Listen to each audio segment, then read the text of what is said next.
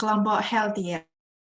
Dipilih di iTalk kali ini yaitu Application of Healthy Diet and Healthy Food, topik yang sangat menarik untuk dibahas bersama. Perkenalkan, nama saya Risa Karisma Effendi, mahasiswa Hotel and Tourism Business Universitas Ciputra. Selama 2 jam ke depan, saya akan menjadi MC untuk jalannya iTalk. Sebelum memulai iTalk, agar berjalan dengan lancar, mari kita berdoa menurut keyakinan masing-masing. Berdoa akan saya pimpin secara universal. Terima kasih Tuhan atas kesempatan-Mu sehingga kami dapat mengikuti iTalk ini dengan keadaan sehat. Semoga apa yang kami dapat bermanfaat untuk kami dan sekitar. Amin. Berdoa selesai. Awal kegiatan yaitu sambutan dari Kepala Perpustakaan Universitas Ciputra, Bapak Yehuda Abil. Untuk Bapak Abi dipersilahkan. Ya, selamat siang. Apakah suara saya terdengar? Aman, Bapak. Oke, siap. Terima kasih banyak untuk Resa. Pertama-tama saya menyapa untuk Bapak Ibu narasumber pada acara pada siang hari ini, kepada Pak Oki Krismianto, dosen dari FTP, dan juga Ibu Ayu Sukmana. Selamat siang Pak Oki dan Bu Ayu. Dan juga kepada kepada Bapak moderator kita pada siang hari ini juga untuk Pak Tatas. Ini selamat siang Pak Tatas. Selamat siang Pak Abil.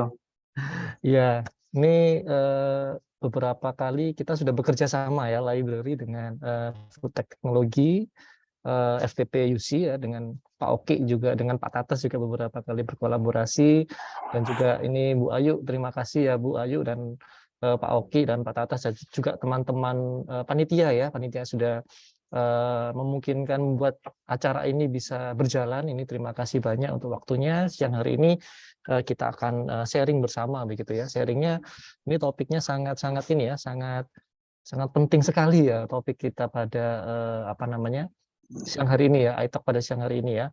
Ini oh iya, ini juga acara iTalk ini juga terselenggara kerjasama antara UC Library dan UC Food Technology Pangan, dan juga teman-teman dari kelompok 7ES kelas I ya. Nah, ini terima kasih untuk kolaborasinya. Ke siang hari ini kita akan membahas isu yang sangat menarik. Nah, ini kan lagi momen Piala Dunia ini ya. Piala Dunia ini kan olahraga yang perhelatannya ditonton oleh semua orang di dunia ya. Nah, ini kan kalau atlet itu kan pasti ini ya, pasti ada pola makannya gitu kan. Pola makannya kan tidak boleh sembarangan kan. Atlet sepak bola terutama ya, yang sekarang lagi bermain di Piala Dunia ini kan pasti ada aturan-aturannya. Biasanya ada aturan, makanan dietnya seperti apa. Oh, ini makanan yang boleh dan tidak boleh apa gitu ya. Nah, itu kan memang tujuannya agar mereka boleh senantiasa fit begitu ya. Fit tidak hanya secara ini ya, secara fisik, tapi juga secara mental juga mereka diharapkan juga ini ya, juga terjaga begitu ya. Ya, ini karena di pertandingan itu kan sangat tinggi begitu ya intensitasnya ya. Harus menang gitu ya. Tapi tetap juga walaupun kalah ya, seperti Jerman ya, nggak lolos ya. Ya, ini saya pendukung Jerman, ini tetap semangat ya walaupun tidak lolos, tapi semoga nanti juaranya betul-betul yang terbaik, tim terbaik. Nah, ini sangat isu yang penting ya. Kita juga walaupun kita bukan atlet ya, kita mungkin banyak mahasiswa atau mungkin juga profesional begitu, itu juga saya rasa juga sangat penting ya, karena kita ini kan pasti makan. Nggak mungkin kita nggak makan. Setiap hari kan kita pasti makan ya, makan 3 kali sehari ya, nggak mungkin kita makannya seminggu sekali. Pasti makan. Nah, itu juga sangat penting untuk kita bisa mengetahui apa saja sih sebetulnya makanan-makanan yang betul-betul bisa kita makan ya, makanan sehat, yang tentunya nantinya pun harapannya bisa membuat tubuh kita ini selalu fit begitu ya, dan juga mungkin bisa menambah imun kita. Nah, sekarang kan juga musim hujan ya, musim hujan itu kan rentan sekali ya badan kita ini ya. Nah, ini juga apa aja sih pengetahuan tentang makanan sehat itu sangat perlu kita dapatkan, dan juga bagaimana tips dan trik penerapan pola makan sehat juga diharapkan bisa sama-sama kita diskusikan pada acara pada siang hari ini. Dan juga mungkin teman-teman juga kalau ada pertanyaan seputar apa namanya, makanan gitu atau mitos-mitos yang mungkin teman-teman pernah dengar, oh kira-kira kalau makanan instan itu boleh nggak sih, atau makan mie instan atau seperti apa, itu mungkin nanti bisa kita diskusikan sama-sama begitu ya. Bagaimana, apakah makanan-makanan yang kira-kira sehat, kira-kira bisa kita makan dan kiranya tentunya bisa menambah energi kita agar semakin produktif dan juga bisa semakin sehat dan kuat di masa-masa ini begitu. iTalk ini juga salah satu acaranya library, acara rutin library, di mana diharapkan di iTalk ini bisa menjadi jembatan begitu ya buat teman-teman sekalian bisa berdiskusi. Nah, walaupun online juga saya harap teman-teman ini semuanya tetap semangat ya. Ini memang mungkin jam siang ya, tapi saya harap teman-teman juga tetap semangat, tetap nanti bisa berdiskusi dengan para narasumber yang kece-kece pada siang hari ini. Ini kesempatan yang mungkin tidak bisa kita dapatkan setiap hari ya. Bisa bertemu dengan Pak Oki, dengan Bu Ayu, dengan Pak Tatas, berkumpul di satu forum ini. Saya harapkan semua teman-teman juga bisa memanfaatkan kesempatan ini untuk bisa sama-sama belajar dari para pakar yang sudah hadir pada siang hari ini. Mungkin begitu saja dari saya, mungkin tidak bisa terlalu lama. Saya rasa kita akan share pesan saja, jadi serius tapi santai begitu. Jadi teman-teman nanti silahkan berdiskusi. Saya serahkan kembali kepada Reza. Sekali lagi terima kasih banyak, selamat berdiskusi, selamat belajar, dan salam literasi. Salam literasi, Pak. Terima kasih banyak Pak Abi atas sambutan luar biasanya. Selanjutnya, untuk para peserta iTalk dapat mengisi link survei yang telah dibagikan di kolom chat. Langsung saja, kita perkenalkan moderator kita, Bapak Tatas, dosen Prodi Teknologi Pangan Universitas Ciputra Surabaya. Beliau adalah brand ambassador dari penerbit internasional Taylor and Francis Group di UK, serta konsultan beberapa perusahaan food favor di Indonesia. Beliau juga expert dalam biokimia dan analisis kimiawi, khususnya terkait pewarnaan makanan. Langsung saja yuk kita sapa Pak Tatas untuk melanjutkan jalannya iTalk serta memperkenalkan para narasumber. Selamat siang Pak Tatas, apa kabar Pak? Selamat siang Reza, kabar baik, terima kasih atas perkenalannya. Iya, Apakah suaranya bisa terdengar dengan baik? jelas Pak, aman. Ya, baik. Terima kasih Reza, dan selamat siang rekan-rekan sekalian. Pas ini pada waktu jam, mungkin rekan-rekan sekalian juga sambil makan, sambil memikirkan apakah makanan sehat ya mungkin ya. Nah, kita ada siang hari ini kita ada dua pembicara. Yang pertama ada Pak Oki, kemudian yang kedua ada Bu Ayu. Selamat siang Pak Oki, selamat siang Bu Ayu. Iya. Siang Bu Ayu, iya. Kita akan mendengarkan terlebih dahulu dari Pak Oki, ya. Jadi saya akan perkenalkan Pak Oki. Pak Oki, nama lengkapnya adalah Pak Oki Krisbianto, STP MSc, dipanggil dengan Pak Oki, dan Pak Oki sangat ekspertis di bidang ilmu pangan dan gizi. Beliau adalah dosen FTP di UC dan meneliti terkait dengan pangan fungsional. Untuk waktu saya persilahkan Pak Oki. Siap, langsung berarti ya Pak ya.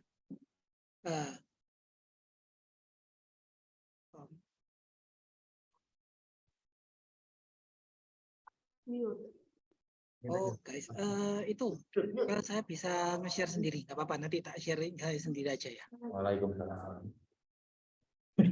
Kenapa Ya. sih harus form baru juga? Silakan Pak Oki. Oke, siap. Sebentar. Oke, ini bisa kelihatan semua kan ya?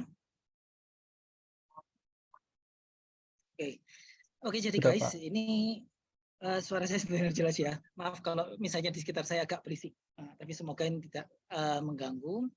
Oke guys, ini pertama saya mengucapkan terima kasih karena sudah menjadi narasumber di webinar ini, Application of Healthy Diet and Healthy Food. Nah, yang materi yang saya bawakan sekarang ini adalah pola makan sehat bagi mahasiswa. Kemarin tuh saya tuh dimintai tolong, ini Pak, mahasiswa UC itu kan butuh makan sehat ya Pak ya. Nah, itu seperti apa? Nah, tapi sebenarnya Sekalipun ini di judul saya ini ada tulisan mahasiswa, tapi sebenarnya ini bagi siapapun bisa, karena ini adalah secara umum. Nah, bagi kalian yang hadir di webinar ini sebenarnya suatu kesempatan yang bagus, karena kalau saya lihat dari materi saya tahu menjelaskan pola makan sehat itu bagi orang secara umum. Nah, nanti yang disampaikan oleh Bu Ayu itu adalah seharusnya itu adalah spesialisasi diet. Jadi kalian tuh kita semua di sini akan belajar mengenai diet secara umum dan diet secara terspesialisasi, begitu ya. Oke, jadi ini saya ingin menjawab pertanyaan dari para mahasiswa kemarin. Mengapa sih mengapa mahasiswa UC itu harus makan makanan yang sehat? Ya bukan hanya mahasiswa UC ya, tapi semuanya ya. Jawabannya itu sederhana. Karena sakit itu mahal. Bukan hanya karena masalah duit, tapi pada saat kita sakit kita merasa aduh kepala sakit atau aduh pilek, batuk nggak berhenti-berhenti, tenggorokan nggak enak, badan pokoknya kerasa nggak enak, otot-otot nggak enak. Itu sudah sesuatu yang mahal gitu loh. Kita yang seharusnya bisa beraktivitas, kita ini bisa jalan-jalan, kita bisa ngapain, akhirnya kita nggak bisa ngapa-ngapain. Dan itu menyebabkan produktivitas turun. Nah, mungkin bagi sebagian dari kita yang tidak bekerja, maksudnya belum menghasilkan duit, itu mungkin masih nggak masalah gitu. Tapi bayangkan bagi orang yang penghasilannya itu adalah harian. Bayangkan, kalau misalnya satu hari dia nggak bisa bekerja, dia sudah kehilangan gaji untuk satu hari, penghasilan untuk satu hari. Mahal kan itu. Kemudian juga menambah biaya pengobatan yang seharusnya ya saya itu beli obat loh Pak, paling cuma sekedar berapa sih, cuma 2.000 atau apa. 2.000 itu lumayan loh buat beli jajan-jajan yang lain atau makanan yang lain. Maksudnya bukannya menyepelekan obat atau apa gitu kan, maksudnya kan minum obat juga nggak enak kan gitu loh. Ngapain kita minum obat yang mungkin rasanya pahit atau gimana, mending kita makan sesuatu yang enak gitu kan. Dan yang terakhir, ini bukannya menjelek-jelekan, tapi memang orang di sekitar kita repot. Orang tua kita bakal bingung, terutama mungkin yang kita dari luar kota, tahu, aduh anakku kok sakit, aduh bingung gimana. Dan akhirnya apa yang terjadi, biasa terutama para ibu-ibu ini langsung datang, aduh saya tak pesen tiket, mau ke Surabaya, mau datang, mau jenguk. Ya, biasanya seperti itu. Nah, itulah sebabnya kenapa sakit itu mahal. Kita juga nggak bakal ada yang mau kan ya, sakit. Oke, kemudian lanjut. Nah, ini adalah data statistik tahun 2021. Dikeluarkannya tahun 2022, tapi kan memang data statistik ini kan mundur 1 tahun ya. Nah, ini adalah rata-rata pengeluaran per kapita sebulan penduduk di Indonesia ya untuk kesehatan. Nah, jadi kalau kita lihat per kapita itu kurang lebih itu per kepala. Jadi anggapannya itu seluruh biaya kesehatan seluruh masyarakat Indonesia dikumpulkan kemudian dirata-rata oleh jumlah masyarakat Indonesia. Jadi kalau di rata-rata pada tahun 2019 ini kira-kira per kepala ini mengeluarkan uang per bulan untuk kesehatan ya itu sekitar 30.000. Kemudian tahun 2020 meningkat jadi 31.500 sekian dan pada 2021 meningkat jadi 34.300 sekian. Terus meningkat. Ya memang ini kan karena inflasi ya Pak ya. Atau mungkin Pak cuma 34.000. Saya biasanya makan itu mungkin ini bisa untuk 2 kali saya makan itu nggak masalah. Dibayangkan aja 34.300 dikalikan jumlah penduduk Indonesia. Jumlah penduduk Indonesia tahun 2021 itu sekitar 270 juta sekian. Jadi coba kalian hitung aja yang punya kalkulator sekarang 34.300 sekian dikalikan 270 juta sekian. Berapa itu? Nah, itu sebabnya kalau kalian tuh mendengarkan hoax, oh ini loh, pemerintah meloloskan ini karena pemerintah kepingin masyarakatnya sakit. Pemerintah tuh nggak ada yang mau yang masyarakat sakit. Pemerintah negara manapun nggak ada yang mau, itu benar-benar hoax. Karena kenapa? Pengeluaran kesehatan tuh gede banget, terlalu besar. Lebih baik digunakan untuk yang lain-lain kan daripada kesehatan. Nah, itu sebabnya sebenarnya pemerintah tuh menginginkan kita seluruh masyarakatnya kita semua tuh sebenarnya untuk sehat gitu loh, karena sehat tuh mahal. Kalau per kapita mungkin nggak kelihatan, tapi kalau dikalikan dengan jumlah penduduk Indonesia itu mahal sekali. Nah, kemudian kalau kita lihat di sini, lah ini menurut tipe daerah ya, kalau di pedesaan ternyata itu sekitar pengeluaran per kapita ya para orang tuh ya, itu sekitar 20.000, di perkotaan tuh 45.000. Wah kok beda jauh banget ya. Nah itu kemungkinan besar karena memang biaya hidup di kota itu lebih tinggi. Bukan berarti orang desa lebih sehat, bukan begitu ya. Nah tapi karena biaya hidup di kota memang lebih tinggi, dan yang kedua adalah orang di desa mungkin masih bisa ada akses ke jamu-jamu itu lebih banyak. Kalau kita di kota mungkin lebih baik minum obat ya daripada minum jamu. Oke, lanjut. Nah, ini kalau dilihat dari biaya kesehatan yang dikeluarkan itu sebenarnya untuk apa? Ternyata sekitar 64% itu digunakan untuk penyembuhan. Nah, kalau preventif itu misalnya, aduh aku kok rasanya agak nggak enak badan, aku tak beli vitamin C, nah itu preventif ya. Tapi kalau kuratif untuk penyembuhannya itu sekitar 64%. Nah, daripada kayak gitu ya, daripada kita itu mengeluarkan biaya untuk pengobatan, kenapa kita tuh nggak menahan? Maksudnya sebelum ke preventif, maksudnya kita tuh mengatur pola makan kita yang supaya kita tuh bisa sehat gitu loh, supaya kita tuh jangan sampai sakit. Kalau kita lihat lagi lanjut, nah ini per kapita untuk biaya pengobatan ternyata paling besar tuh ada di rumah sakit. Oh, rumah sakit swasta kalau lebih mahal ya. Ya memang kalau pemerintah kan memang ada biaya pemerintah. Kalau mungkin jadi lebih murah. Kalau swasta kan ya mungkin ada fasilitasnya atau apa seperti itu ya. Itu bukan sesuatu yang terlalu mengherankan sebenarnya. Tapi yang pasti dari beberapa slide ini kita bisa tahu bahwa ternyata sakit itu mahal. Jadi kita tuh sehat dengan cara apa? Dengan cara kita bisa, salah satu caranya adalah dengan mengontrol makanan kita. Kita membuat makanan sehat. Nah, kemudian kemarin tuh selalu orang-orang tuh sering kali bertanya, makanan sehat itu apa sih? Makanan sehat itu bagaimana sih? Kan banyak sekali klaim-klaim makanan sehat, makanan sehat. Nah, makanan sehat itu sebenarnya seperti apa? Sebenarnya makan sehat itu bisa dibagi menjadi syaratnya ya. Syaratnya itu ada 3. Yang pertama adalah bisa memelihara kehidupan. Bisa memelihara kehidupan itu artinya aman pada saat kita makan, kita nggak jadi sakit. Kemudian yang kedua adalah bergizi seimbang. Jadi kita kalau makan makanan ini, gizi kita tercukupi. Jadi kita nggak akan kekurangan nutrisi atau kelebihan nutrisi. Itu yang dimaksud dengan gizi seimbang. Lalu yang kedua syaratnya adalah diterima secara sensoris. Ini loh saya punya makanan yang sehat. Nah, tapi makanan sehatnya tuh nggak enak. Orang dipaksa makan tuh biar kamu sehat. Kamu pokoknya makan makananku tiap hari. Tapi orang tuh nggak doyan. Kemudian apa yang terjadi? Akhirnya makannya tambah lama tambah sedikit, mungkin skip makan karena aduh makanan nggak enak, nggak bisa dimakan. Akibatnya apa? Jadi sakit. Jadi kita tidak bisa mengabaikan masalah sensoris. Nah itu pokoknya makanan sehat jangan hanya mikirkan aman bergizi seimbang, tapi yang penting sensoris itu juga enak. Kemudian mampu meningkatkan kualitas hidup. Jadi bukan hanya sekedar, nah ini yang disebut dengan makanan fungsional tuh ya di sini ya. Jadi bukan cuma sekedar bisa melihara kehidupan, bukan cuma sekedar enak, bisa diterima sensoris, bukan harus enak, tapi maksudnya acceptable gitulah. Yang ketiga, ini makanan yang memang ada senyawa-senyawa mungkin antioksidan atau ya fitokimia atau gimana yang serat gitu ya, yang bisa membuat kualitas hidup kita itu malah meningkat. Jadi kita tuh jadi nggak sembelit, kita tuh jadi lebih stamina kita lebih meningkat dan sebagainya. Nah, yang poin ketiga inilah yang disebut sebagai makanan fungsional. Tidak semua makanan memang bisa sampai ke makanan fungsional. Cuma kalau makanan fungsional syaratnya memang harus mampu meningkatkan kualitas hidup. Nah, oke, jadi kita akan membahas satu persatu. Aman itu gimana, bergizi seimbang itu gimana.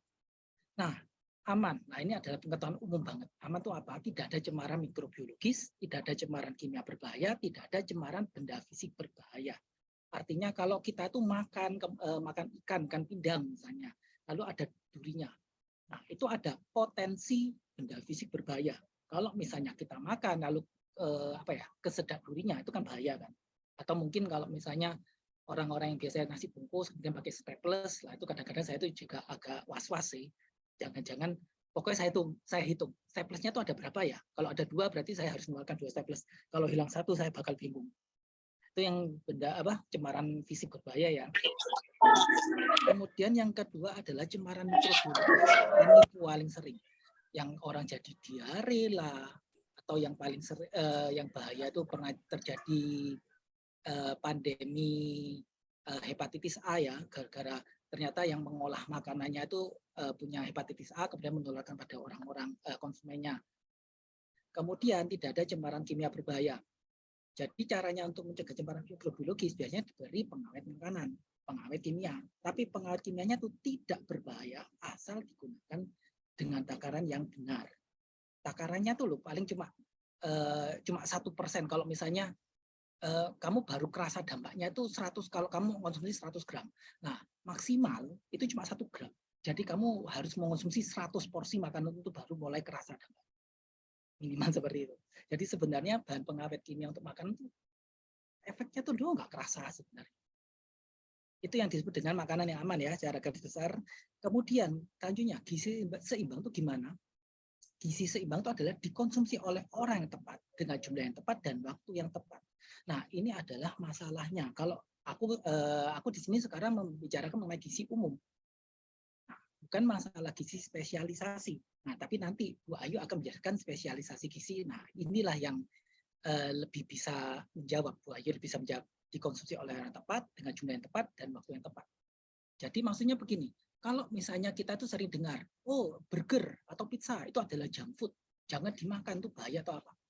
Itu memang nggak sehat bagi orang yang sehari-hari tuh cuma di depan laptop, malas-malasan duduk. Tapi bagi orang yang kekurangan kalori, itu sangat butuh gitu loh. Maksudnya, aduh orang ini sangat kekurangan kalori, dia tuh angkat-angkat berat seharian, makan pizza, makan burger, kalorinya tinggi, itu malah justru sangat bergizi bagi dia, sangat sehat bagi dia.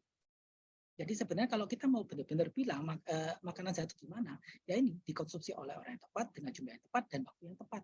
Kalau misalnya orang yang butuh kalori tinggi, tapi dia tuh kalian kasih makan salad, sayur-sayuran, ya justru itu memang tidak sehat jadinya. Kalau bagi kalian yang terlalu kurang makan sayur, salad itu sehat. Tapi bagi mereka yang butuh kalori tinggi, salad itu justru tidak sehat. Nah, nanti tapi pasti Bu Ayu akan bisa menjawab lebih banyak di sini. Ya. Nah, kemudian bagi produk-produk olahan yang sudah ada kemasannya, ada labelnya, selalu cek.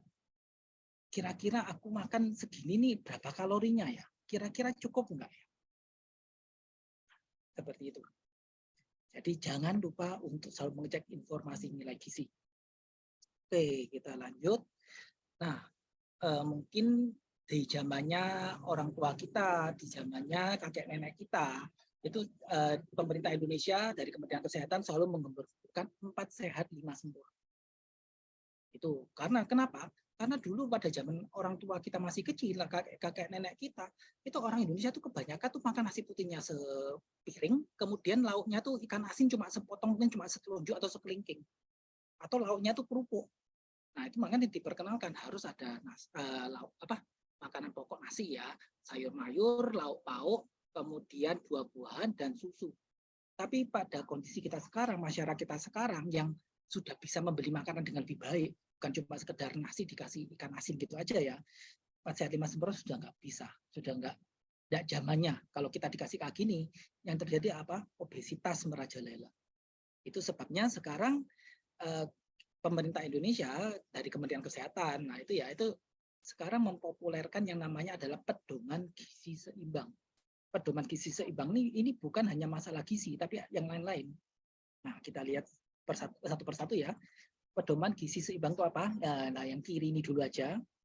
Nah, itu biasakan mengonsumsi aneka ragam makanan pokok. Jadi jangan berpikir, oh cuma nasi. Lah, makanan pokok itu banyak. Ada jagung, kemudian ada umbi-umbian, ya macam-macam lah. Kemudian batasi konsumsi panganan manis, asin, berlemak. Nah, ini yang lihat kita sebelah kanan. Jadi yang selalu dimusuhi oleh orang-orang terutama dari kalangan gizi ya adalah GGL, gula, garam, lemak. Dibatasi anjurannya ya. G4, gulanya itu maksimal adalah 4 sendok makan per orang per hari. G1, garamnya adalah 1 sendok teh per orang per hari.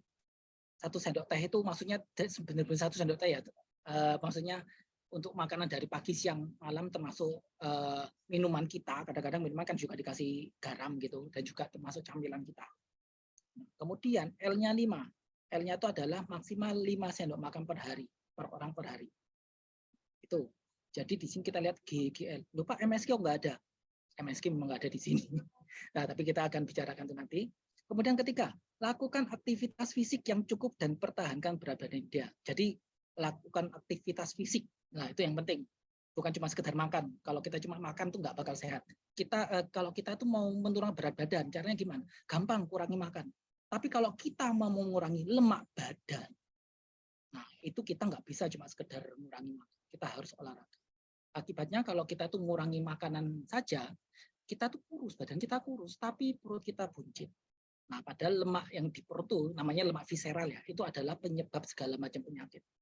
Jadi kita boleh kurus, tapi selama kita buncit, bahaya-bahaya seperti sakit jantung, sakit kardiovaskuler, itu tetap mengancam, sama seperti pada orang yang obesitas. Nggak beda. Nah ini, biasakan mengonsumsi lauk pauk yang mengandung protein tinggi. Oke. Cuci tangan pakai sabun dengan air mengalir, jadi kebersihan pun juga dipentingkan. Biasakan sarapan pagi. Kenapa kok harus sarapan sih Pak? Karena kalau kita tuh nggak sarapan, biasa nggak sarapan, jujur aja ya, produktivitas kita tuh paling sering di pagi sampai siang ke sore. Nah kalau misalnya produktivitas tinggi, artinya kita tuh otak kita tuh sebenarnya menyuruh kita ayo makan. Nah kalau kita nggak mau makan, artinya apa? Tangan kita tuh sebenarnya sudah kepingin ngambil camilan. Nah camilan itu padahal kalorinya paling tinggi. Maksudnya contohnya gini, sepotong apa namanya kalori dari sepotong brownies atau sepotong terang bulan itu sebenarnya 2-3 kali lipat sepiring nasi sih, jadi jauh lebih banyak. Nah kemudian biasakan minum air putih yang cukup dan aman. Nah ini juga banyak makan buah dan sayur, biasakan membaca label pada kemasan pangan, tadi sudah saya bilang ya, dan syukuri dan nikmati aneka ragam makanan. Jangan pikir aduh nggak mau, coba. Kita harus mencoba, enak enggak dirasakan. Oke, jadi kalau mau diringkas ya, jadi 4 pilar pedoman gizi seimbang itu apa saja? Makanan bervariasi dan seimbang, hygiene dan sanitasi, harus bersih ya, aktivitas fisik cukup dan berat badan ideal. Ditambah, ya ini membatasi GGL nih ya, maksudnya GGL memang ada di dalam, cuma kita perlu menegaskan lagi GGL. Dan yang terakhir adalah kesehatan mental. Sayangnya memang di sini kok pedoman gizi seimbang ini kesehatan mental tuh kok belum muncul. Padahal makanan dan psikologi ini ada kaitannya. Jadi pada saat kita ini merasa stres, kita merasa bahagia, kita pasti ingin makan makanan tertentu. Biasanya kalau kita tuh bahagia, stres ya, biasanya kita kepingin makan yang manis-manis. Kita bahagia, biasanya kita kepingin makan yang asin-asin. Atau kadang-kadang kalian tiba-tiba kepikiran gini, aduh aku kok kepingin makan yang manis-manis ya, aduh kok kepingin minum yang manis-manis ya. Itu sebenarnya cara otak kita untuk menyampaikan pada tubuh. Menyampaikan pada kita, loh kamu loh sekarang sedang kekurangan ini, kamu makanya makan makanan ini, sebenarnya seperti itu. Nah terkait dengan kesehatan mental ini sebenarnya ada yang disebut sebagai placebo effect, efek placebo. Nah itu jadi seharusnya itu nggak masalah, tapi gara-gara orang tuh sudah mendengar isu-isu yang lain, nah itu jadinya bermasalah. Contohnya nggak tahu ini isu dari mana ya, itu selalu ada orang bikin, ini tetangga saya makan Indomie tiap hari selama sebulan, akhirnya dia tuh muntah darah, kena ginjal apa segala macam, dan yang disalahkan MSG. Padahal kalau saya lihat yang paling berbahaya dari mie instan itu bukan MSG, garamnya tuh tinggi. MSG sih enggak, justru MSG itu sebenarnya ya kalau kita mau mengurangi gula, garam, lemak, kita bisa menambahkan MSG. Jadi rasa masakannya itu lebih sedap tanpa garam, gula, dan lemak yang terlalu banyak. Cuma masalahnya adalah orang mau nggak, lebih mudah untuk menghilangkan MSG pada masakan kita daripada kita tuh mau ngasih tahu ke orang-orang masyarakat MSG itu aman loh sebenarnya. Tuh, jadi kalau misalnya ada orang yang menjual ini makanan sehat non MSG, ya nggak apa-apa karena itu berkaitan dengan mental konsumen yang disebut dengan placebo effect. Ya memang kalau kita tuh mengonsumsi MSG, kita dengar dari berita, oh ini ada bahayanya gini. Itu kalau kita mengonsumsi dalam jumlah super banyak yang nggak mungkin dengan kondisi normal kita nggak mungkin. Karena MSG itu ada batasnya. Kita mungkin kalau makan keripik garam terlalu banyak, kita masih mau makan. Tapi kalau kita makan makanan MSG terlalu banyak, kita pasti nggak doyan. Lidah kita tuh kayak apa ya, kayak kesemutan kayak gitu. Pokoknya kita benar-benar nggak doyan. Rasanya pun juga nggak enak. Oke, kemudian ini adalah secara umum kita itu kalau misalnya mau mengatur makanan kita dalam satu kali kita makan seharusnya seperti apa? Nah, ini yang ditentukan oleh pemerintah Indonesia, yaitu sepertiganya adalah makanan pokok, sepertiganya adalah sayuran, dan seperenamnya adalah lauk pauk, seperenamnya lagi adalah buah-buahan. Ini sebenarnya tiap negara punya piring sehat yang agak beda-beda. Misalnya kalau di Malaysia, makanan pokok dan lauk pauk itu masing-masing separuh, masing-masing seperempat, buah-buahan dan sayuran itu separuh piring. Nah, tapi kalau kalian misalnya mikir, loh Pak, saya tuh kan makan bakso Pak, nggak ada sayurnya, gimana? Ya udah, kalian kan makan bakso mungkin untuk makan siang gitu ya misalnya. Ya udah, berarti kalian bisa mengaturnya untuk makan malamnya lebih mengurangi daging, lebih banyak makan sayur, mungkin seperti itu sih. Tapi sekali lagi untuk personalized nutrition ini pasti Bu Ayu akan lebih bisa menjelaskan jauh lebih banyak daripada saya. Oke, sekian dari saya. Saya kembalikan kepada Pak Tatas. Terima kasih. Terima kasih banyak Pak Oki. Presentasi yang sangat menarik sekali bagi rekan-rekan kita pada siang hari ini. Nah, bagi rekan-rekan yang akan bertanya kepada Pak Oki, saya persilakan untuk nanti masukkan di chatting lebih dahulu, kita simpan, karena nanti ada masuk di QA session pada setelah paparan daripada Bu Ayu. Nah, sekarang kita akan mendengarkan dari Bu Ayu. Selamat siang, Bu Ayu. Selamat siang, Pak. Suara saya Ya. terdengar jelas ya, Pak ya? Terdengar jelas, Bu Ayu. Saya perkenalkan dengan Bu Ayu lebih dahulu ya. Bu Ayu, nama lengkapnya adalah Pakartian Ayu Sukmana STP MPH, atau dipanggil dengan nama Bu Ayu, dan beliau adalah owner dan founder dari Healthy Plate Catering. Betul gitu ya, Bu ya? Di Jakarta, iya. Di Jakarta. Beliau juga konsultan F&B bisnis di Ardi Wijaya & Co. Kemudian konselor gizi pada Inspira.cien, begitu ya.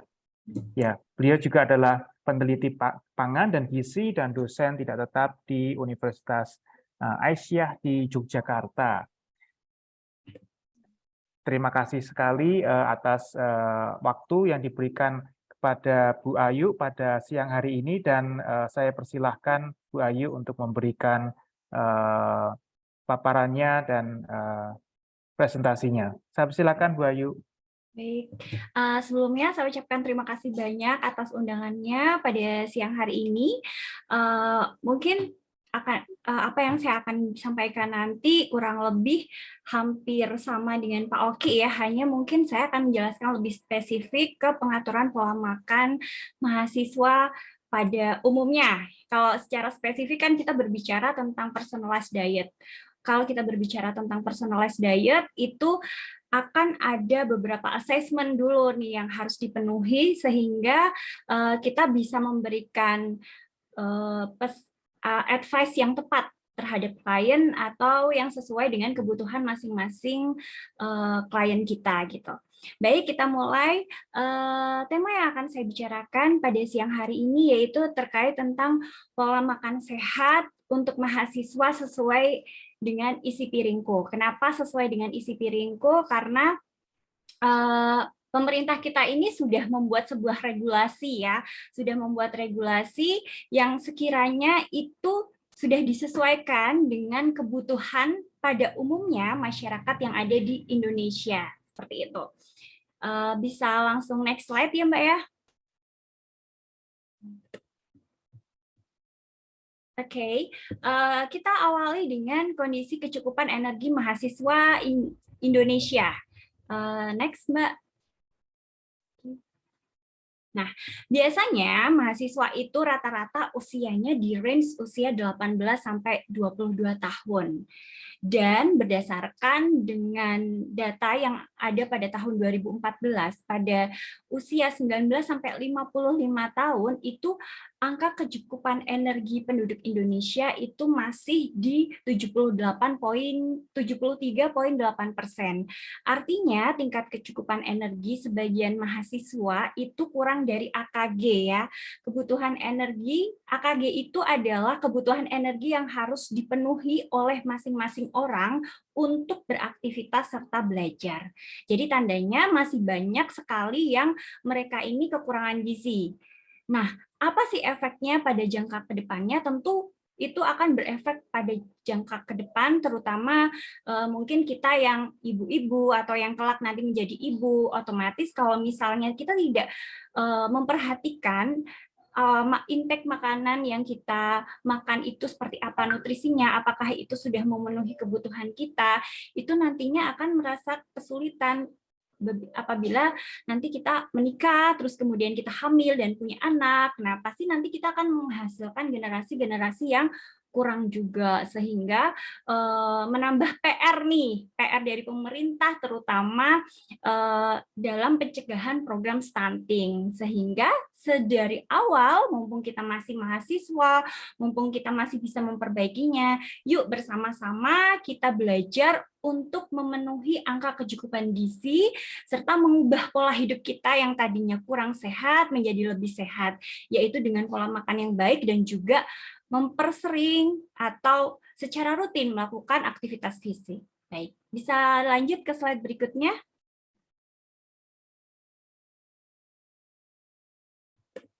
Oke, konsep gizi seimbang dan isi piringku. Seperti apa sih konsepnya? Mungkin tadi sudah dijelaskan oleh Pak Oki ya, hanya saya menambahkan saja. Slide berikutnya, Mbak.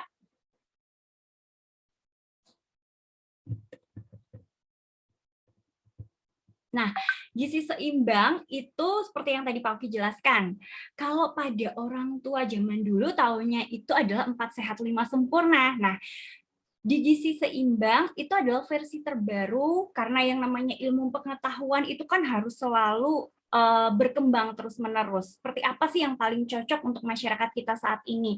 Akhirnya pemerintah membuatlah kebijakan gizi seimbang yang di situ sudah ditata, tidak hanya memperhatikan dari apa yang kita makan, tapi juga aktivitas hidup, aktivitas fisik, terus kemudian perilaku hidup sehat seperti yang dijelaskan Pak Oki tadi, cuci tangan, terus kemudian kita juga olahraga dan juga pemantauan berat badan. Nah, lanjut ke slide berikutnya, Mbak. Nah, kemudian di sini saya akan spesifik ke isi piringku yang merupakan bagian dari gizi seimbang, karena saya akan fokus di pola makan ya, yang merupakan pedoman 1 kali makan. Baik, Mbak, bisa lanjut.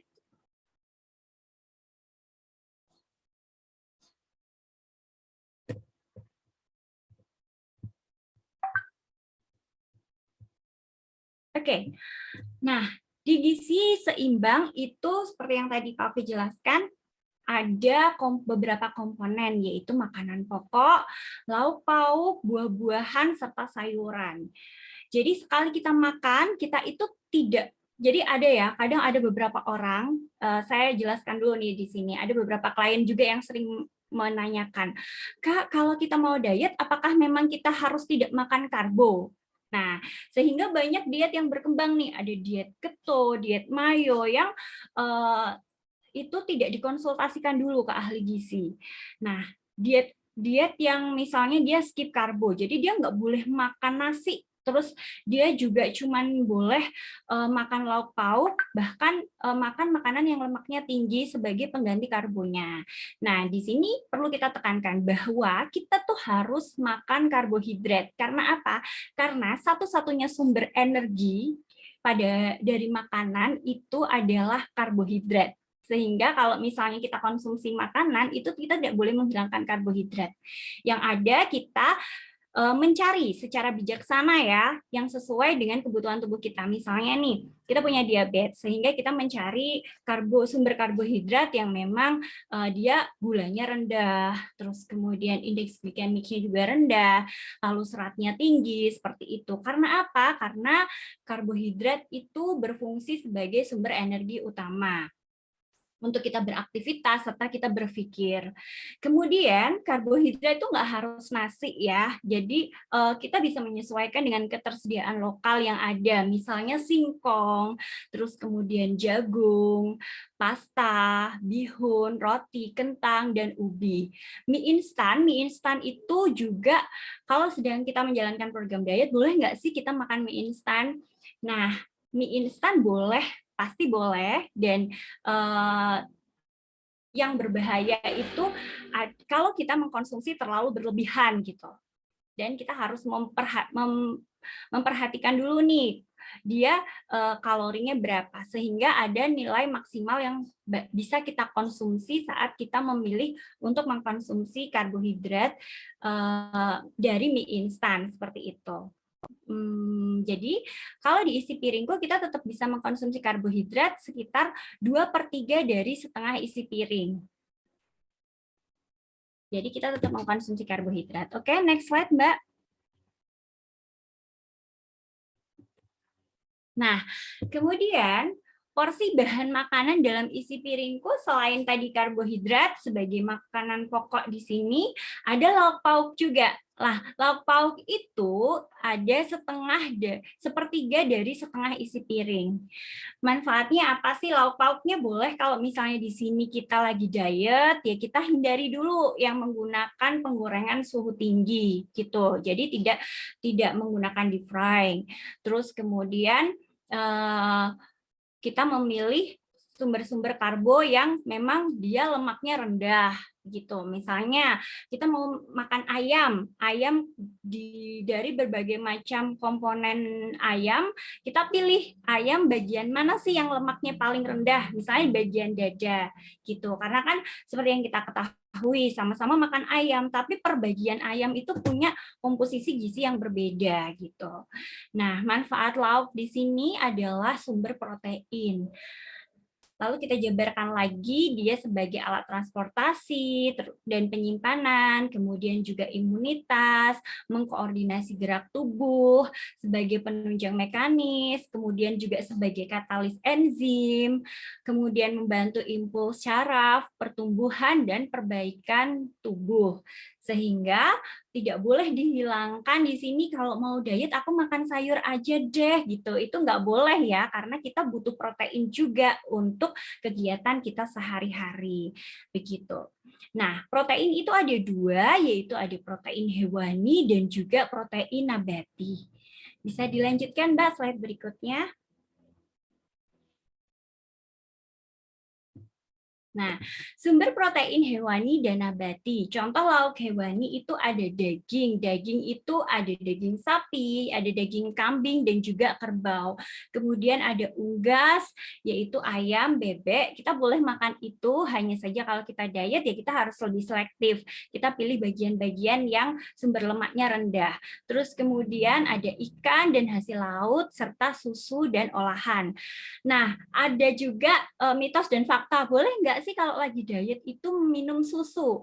Jawabannya boleh, boleh banget. Akan tetapi kita bisa pilih, kalau kita takut yang lemaknya tinggi, kita bisa pilih susu skim, seperti itu. Atau kalau enggak, kita minum yang whey isolat protein, nah seperti itu. Kemudian, contoh lauk nabati itu apa? Ada tahu, ada tempe, ada kacang-kacangan. Kemudian bedanya apa sih protein hewani dan juga nabati? Nah, bedanya itu ada di asam amino yang lebih lengkap. Jadi protein hewani itu memiliki asam amino yang lebih lengkap.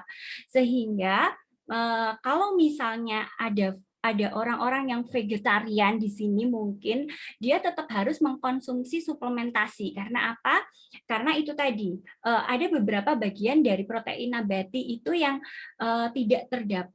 Ada bagian dari ada protein hewani yang dia itu tidak terdapat di protein nabati, sehingga harus dilengkapi dengan suplementasi tersebut seperti itu. Karena protein hewani itu dia memiliki asam amino yang lebih tinggi, mudah diserap tubuh, kemudian kolesterol dan lemaknya lebih tinggi, dan secara harga dia juga lebih mahal.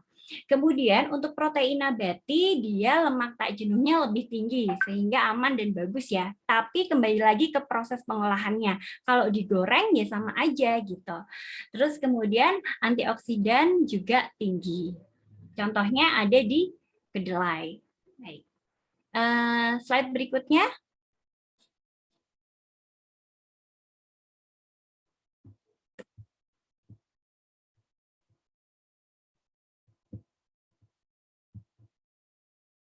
Oke, porsi bahan makanan dalam isi piringku itu juga sepertiga dari setengah isi piring ada buah-buahan. Buah-buahan itu merupakan sumber vitamin, mineral, dan serat.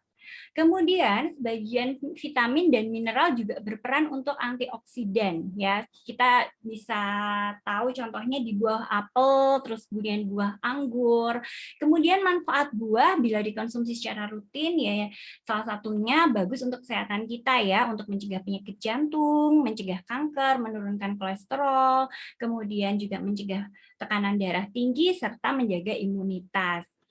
Kalau misalnya ada yang tanya ke saya, buah-buahan bisa nggak digantikan biasanya sih nggak suka sayur. Kalau misalnya sayur bisa nggak sih digantikan sama buah-buahan gitu?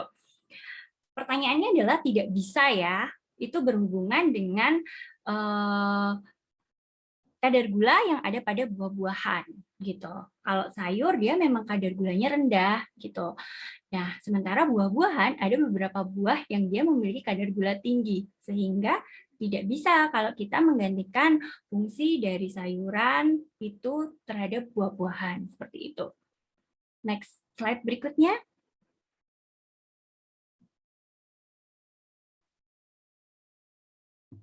Oke, kemudian berapa sih porsi sayuran yang disarankan? Porsi sayuran yang disarankan adalah 2/3 dari setengah isi piring. Sayuran sendiri merupakan sumber vitamin, mineral, dan serat. Sebagian vitamin dan mineral juga berperan untuk antioksidan, pencegahan radikal bebas, dan beberapa sayuran dapat dikonsumsi mentah. Contohnya kalau kita membuat salad sayur, akan tetapi kita harus bisa membersihkan dan mengolahnya dengan benar, seperti itu. Nah, kalau sekarang dibalik, sayuran bisa nggak menggantikan fungsi dari buah-buahan? Nah, itu baru bisa. Jadi, kalau misalnya kita nggak sempat beli buah-buahan, kemudian kita ganti dengan porsi sayuran di sini, nah itu malah kita bisa menggantikan fungsinya di situ. Baik, next slide berikutnya.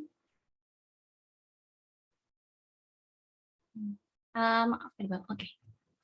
Nah, yang juga perlu diperhatikan adalah ini hampir sama dengan yang disampaikan Pak Ogi tadi, yaitu batasi konsumsi gula garam ya, maksimal gula 4 sendok makan, terus kemudian juga garam 1 sendok teh, terus lemak atau minyak 5 sendok makan. Jadi kalau misalnya kita mau menumis itu masih boleh, tapi kalau kita mau deep fry tidak disarankan seperti itu.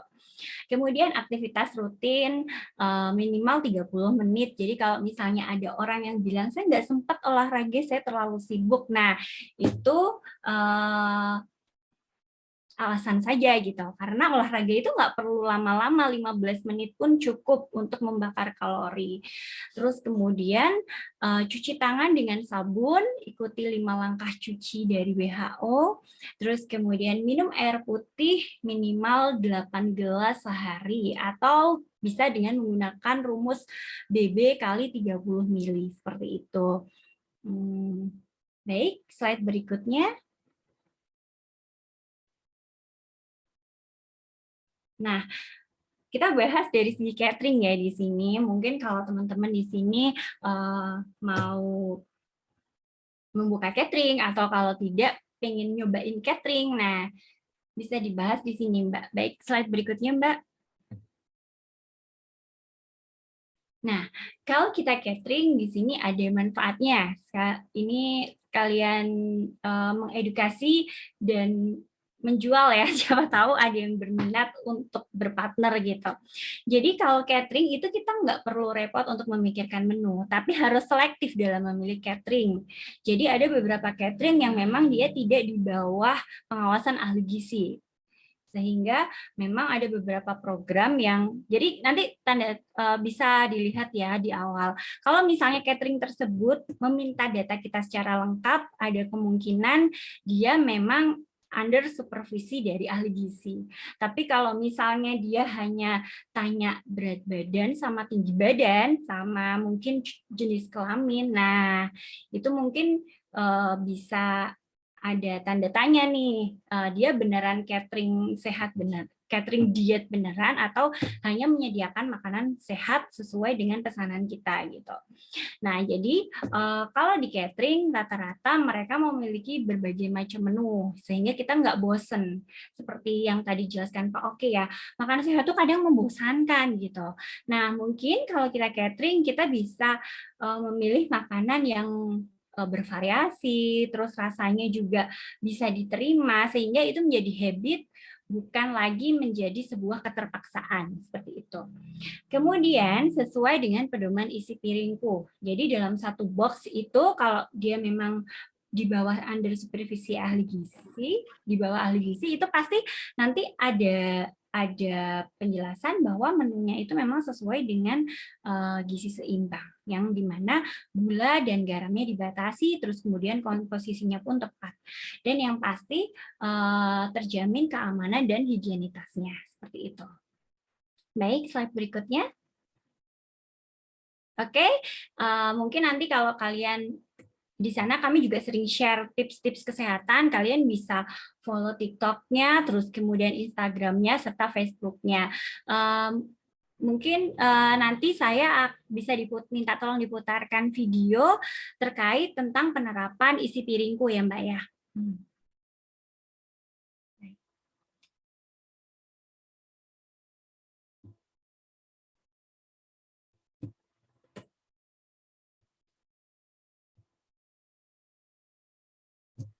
Ya, mungkin minta tolong untuk ditayangkan. Ini merupakan contoh video ini merupakan contoh bagaimana penerapan isi piringku tadi. Nah, nanti bisa dilihat di situ. Udah dimasak, tinggal dipanasin lagi. Kalau yang ini untuk catering ya, untuk contoh makanan yang catering. Seperti contoh di bawah ini, di sini ada menu dengan sayuran yang 2/3 dari setengah isi piring. Jadi memang jumlahnya dan volumenya agak lebih banyak karena sayur itu memiliki kandungan mineral dan juga serat serta antioksidan yang dapat menangkal radikal bebas. Jadi sangat bermanfaat untuk tubuh kita. Nah, di situ mungkin bisa dilihat sayurnya itu kan berbagai macam warna. Nah, karena berbagai macam warna itu manfaatnya berbeda-beda ya. Adalah menu-menunya cukup variatif karena didesain oleh yang memang ahli di bidang makanan. Jadi untuk karbonya tidak melulu harus berasal dari nasi, tapi juga bisa dari gandum yang tetap memperhatikan komposisi protein hewani dan nabati yang digunakan.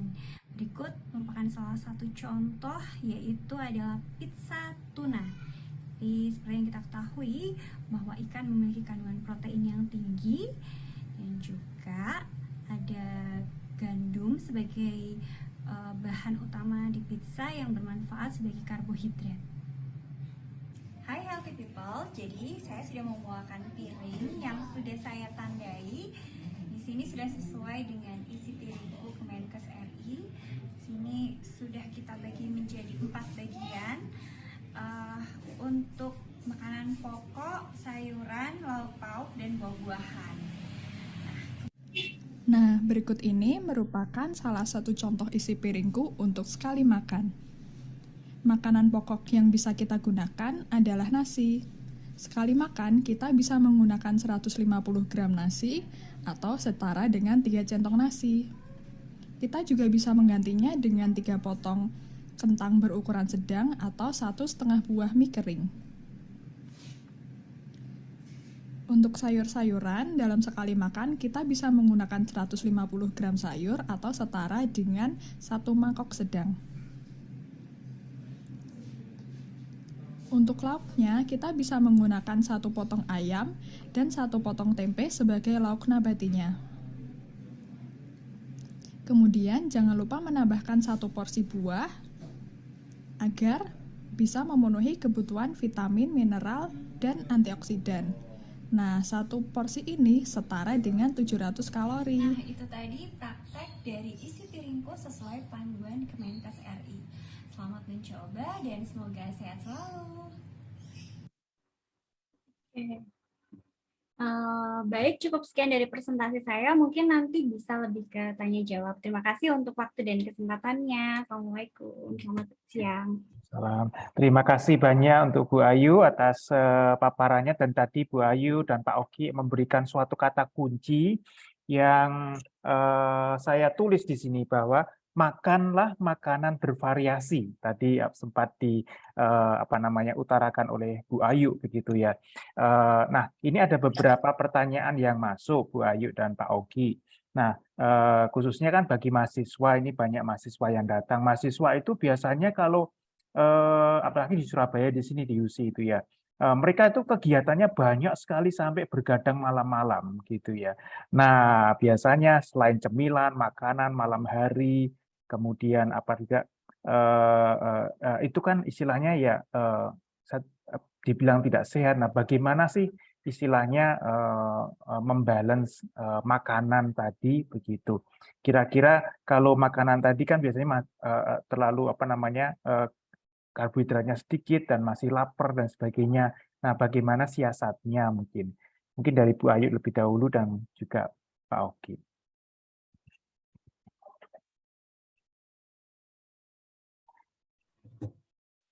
Ini saya dulu ya Pak ya?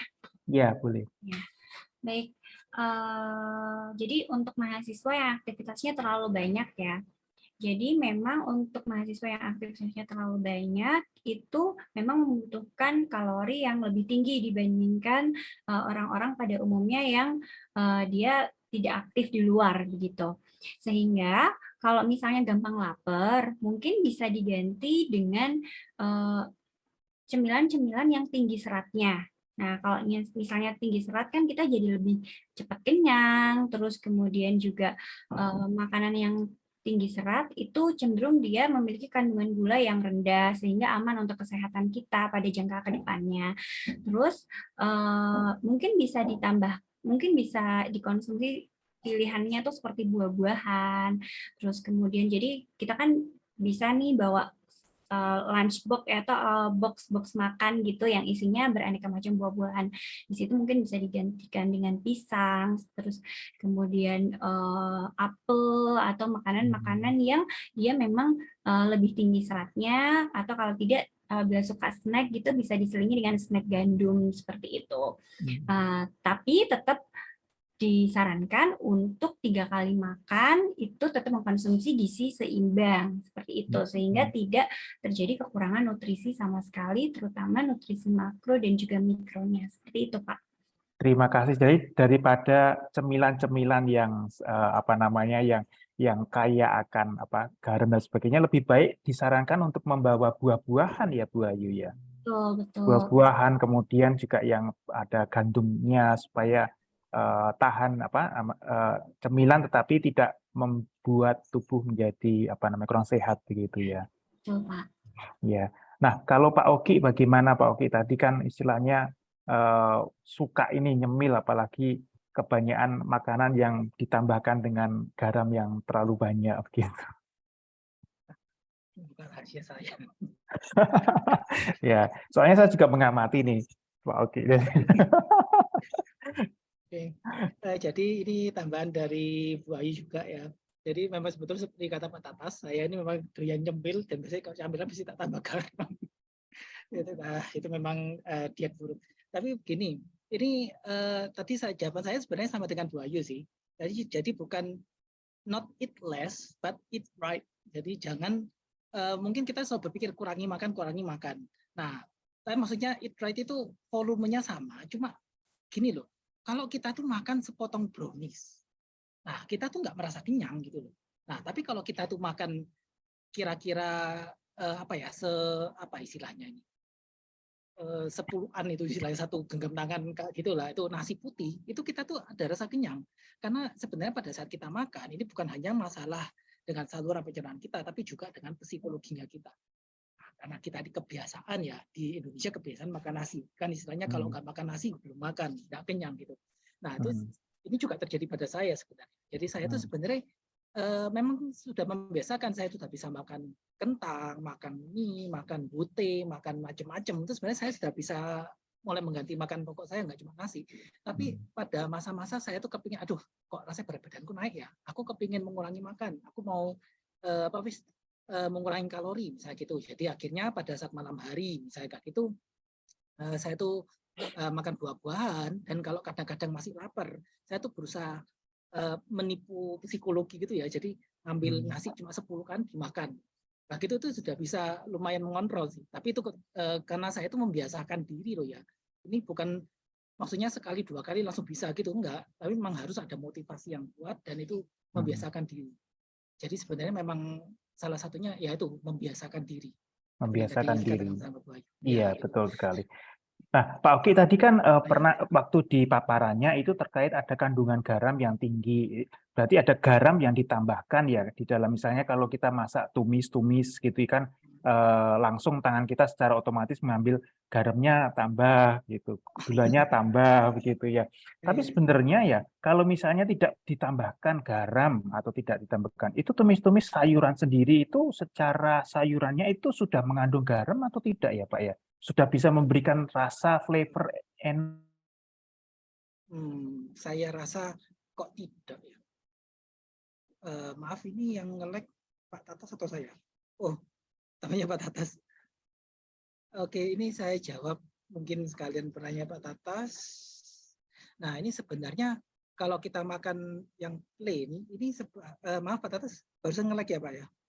Iya, saya tadi sempat putus. Saya iya. ulang lagi. Saya ulang lagi. Mohon maaf, internet kurang stabil. Tadi itu, iya. Jadi apakah kalau tidak kita tambahkan garam pada tumis atau apakah sayuran itu sudah ada rasa garamnya tadi ya, rasa asin atau apa, atau sudah ada kandungan yang cukup lah untuk mineral kita gitu? Sebenarnya tidak. Jadi karena saya ini sebenarnya kan tidak seberapa doyan daging ya. Kalau daging, kalau saya dengar sih katanya memang ada rasa asinnya. Tapi saya tuh soalnya nggak doyan makan daging. Jangankan makan daging yang nggak ada bumbunya, mencium bau daging aja sudah nggak seneng gitu loh. Tapi kalau saya bisa jawab dari sayuran tuh sebenarnya nggak. Nah ini pengalaman dari tetangga saya. Tetangga saya ini kebetulan memang seorang vegan. Tetangga yang dulu, bukan tetangga yang sekarang. Tetangga di perumahan yang dulu itu vegan dan dia itu tidak mau mengonsumsi garam sama sekali. Nah, suatu ketika tiba-tiba saya dikasih tahu bahwa oh itu tante sebelah rumah itu kok apa wis dibawa ke rumah sakit lumpuh bilang gitu. Nah, semua kan kaget tuh. Waduh, ini kenapa kok lumpuh? Nah, ternyata dia tuh tidak makan garam. Nah, itu loh. Jadi sebenarnya garam natrium yang dibatasi itu memang fungsinya kan untuk jembatan natrium kalium itu kan yang memasukkan kalori ke dalam sel.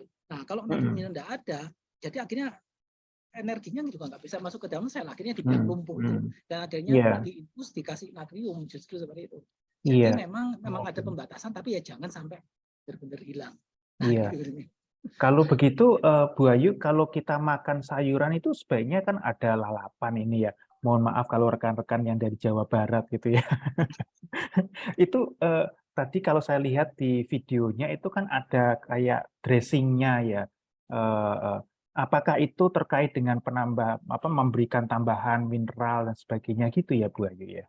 Iya betul Pak, karena kan memang tubuh kita kan juga sebenarnya membutuhkan garam, terus juga membutuhkan kandungan-kandungan mineral lain gitu. Jadi mungkin tidak sama sekali tidak di skip gitu, tapi juga ditambahkan sesuai dengan kadar yang kita butuhkan seperti itu.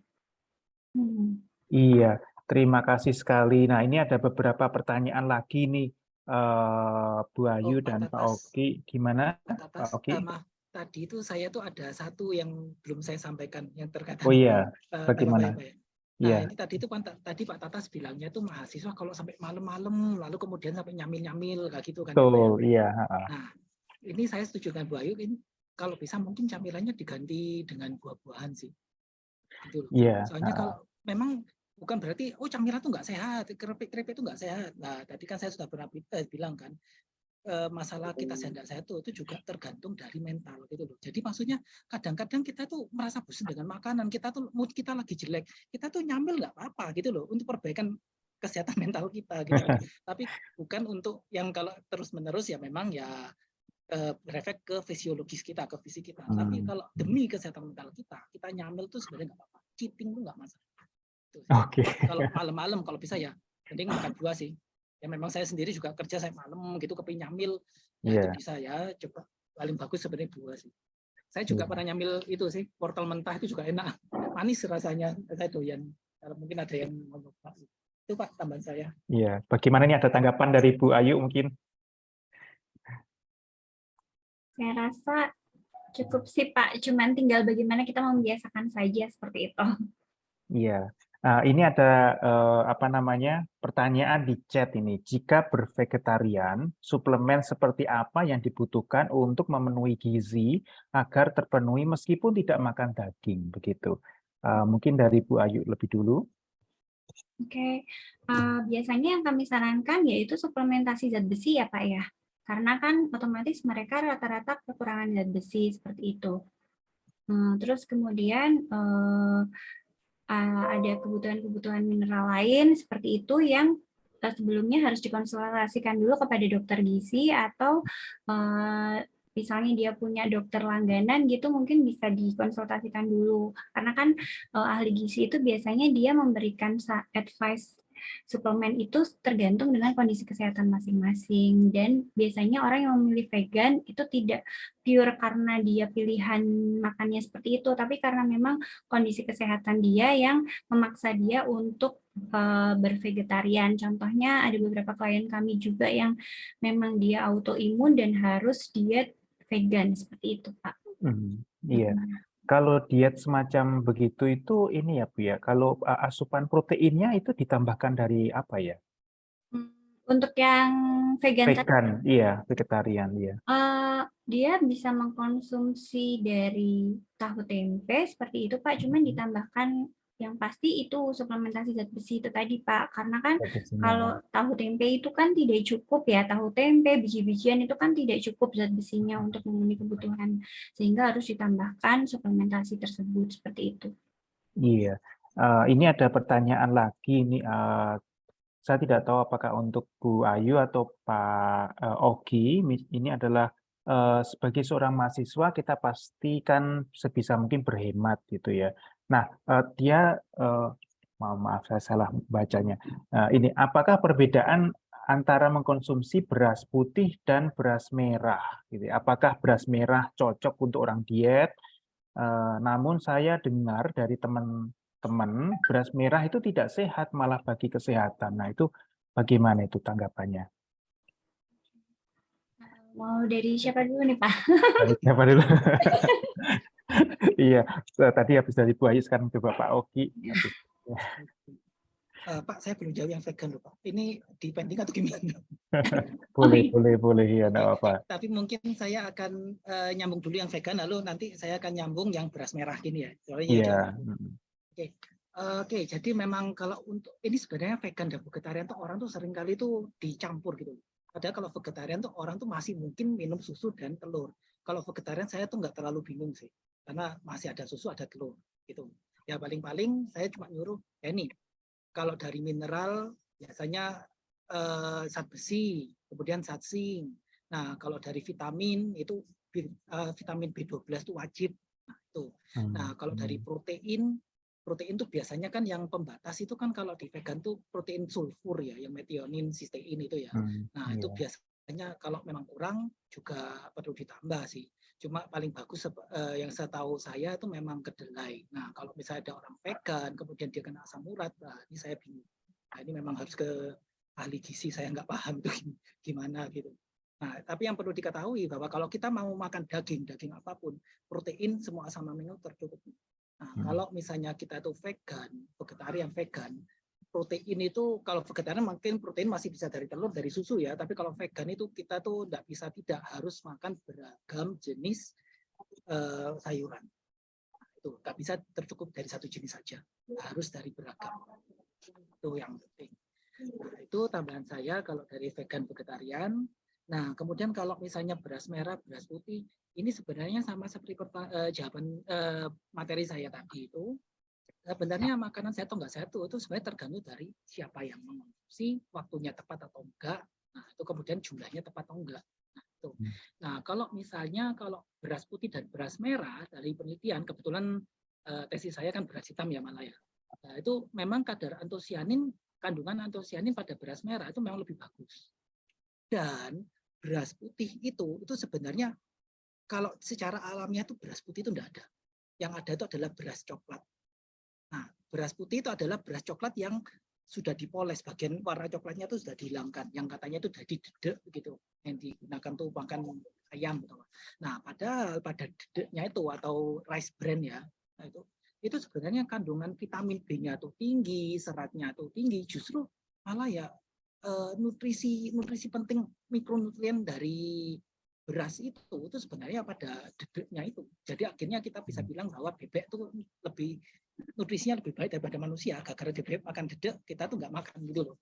Nah, jadi kalau misalnya dibandingkan beras putih dengan beras merah ya jelas-jelas beras merah lebih sehat sih. Nggak mungkin tidak.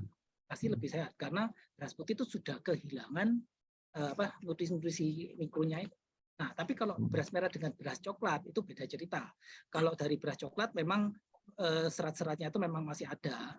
Nah, cuma beras coklat itu memang tidak memiliki pigmen antosianin. Yang pigmen antosianin itu merupakan antioksidan, ya. Itu yang kelebihan dari beras merah. Nah, jadi setidaknya memang tetap lebih bagus dikit lah beras merah daripada beras coklat, cuman tidak separah kalau dengan beras putih.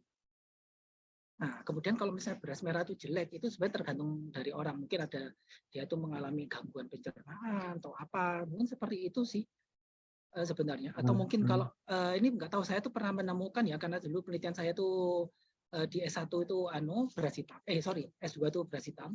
Nah, itu saya pernah menemukan waktu saya mencuci beras hitamnya tuh kok di airnya tuh luntur banyak sekali. Saya mikir, ini apa dikasih pewarna ya? Tapi itu hanya saya batin, saya nggak pernah meneliti beneran pewarna atau enggak gitu loh. Nah, cuma itu mungkin ya siapa tahu mungkin di antara kalian ada yang mau meneliti ke sana. Nah, itu apakah itu pewarna atau bukan gitu. Nah, itu saja dari saya, Pak Tapas. Iya, iya. Kalau dari Bu Ayu, apakah ada tanggapan, masukan lagi, Bu? Oke, kalau dari saya sih beras merah dan beras putih itu punya dari segi kalori ya Pak ya, dari segi kalori dia punya kandungan yang hampir sama. Jadi kalau misalnya ada orang yang mau diet penurunan berat badan tanpa masalah kesehatan atau kesehatan apapun, tidak apa-apa kalau dia tetap memilih mengkonsumsi beras putih begitu kan. Tetapi memang kalau dari segi indeks glikemiknya, terus kemudian dari kadar gulanya, itu beras merah lebih baik dibandingkan dengan beras putih. Dari seratnya juga jauh lebih tinggi beras merah. Terus mineral-mineralnya juga lebih bagus beras merah seperti itu. Kan tetapi memang kalau misalnya tadi yang Pak Oki bilang beras putih itu sebenarnya tidak ada, tapi yang ada beras coklat. Nah, biasanya kalau kalian tidak bisa menerima, kan ada tuh Pak orang yang memang benar-benar tidak bisa makan beras merah, bisa menggantinya dengan mencoba beras coklat, karena beras coklat itu memiliki tekstur yang lebih lembut dibandingkan beras merah seperti itu. Iya. Aja sih yang mau saya tambahin. Iya, terima kasih banyak.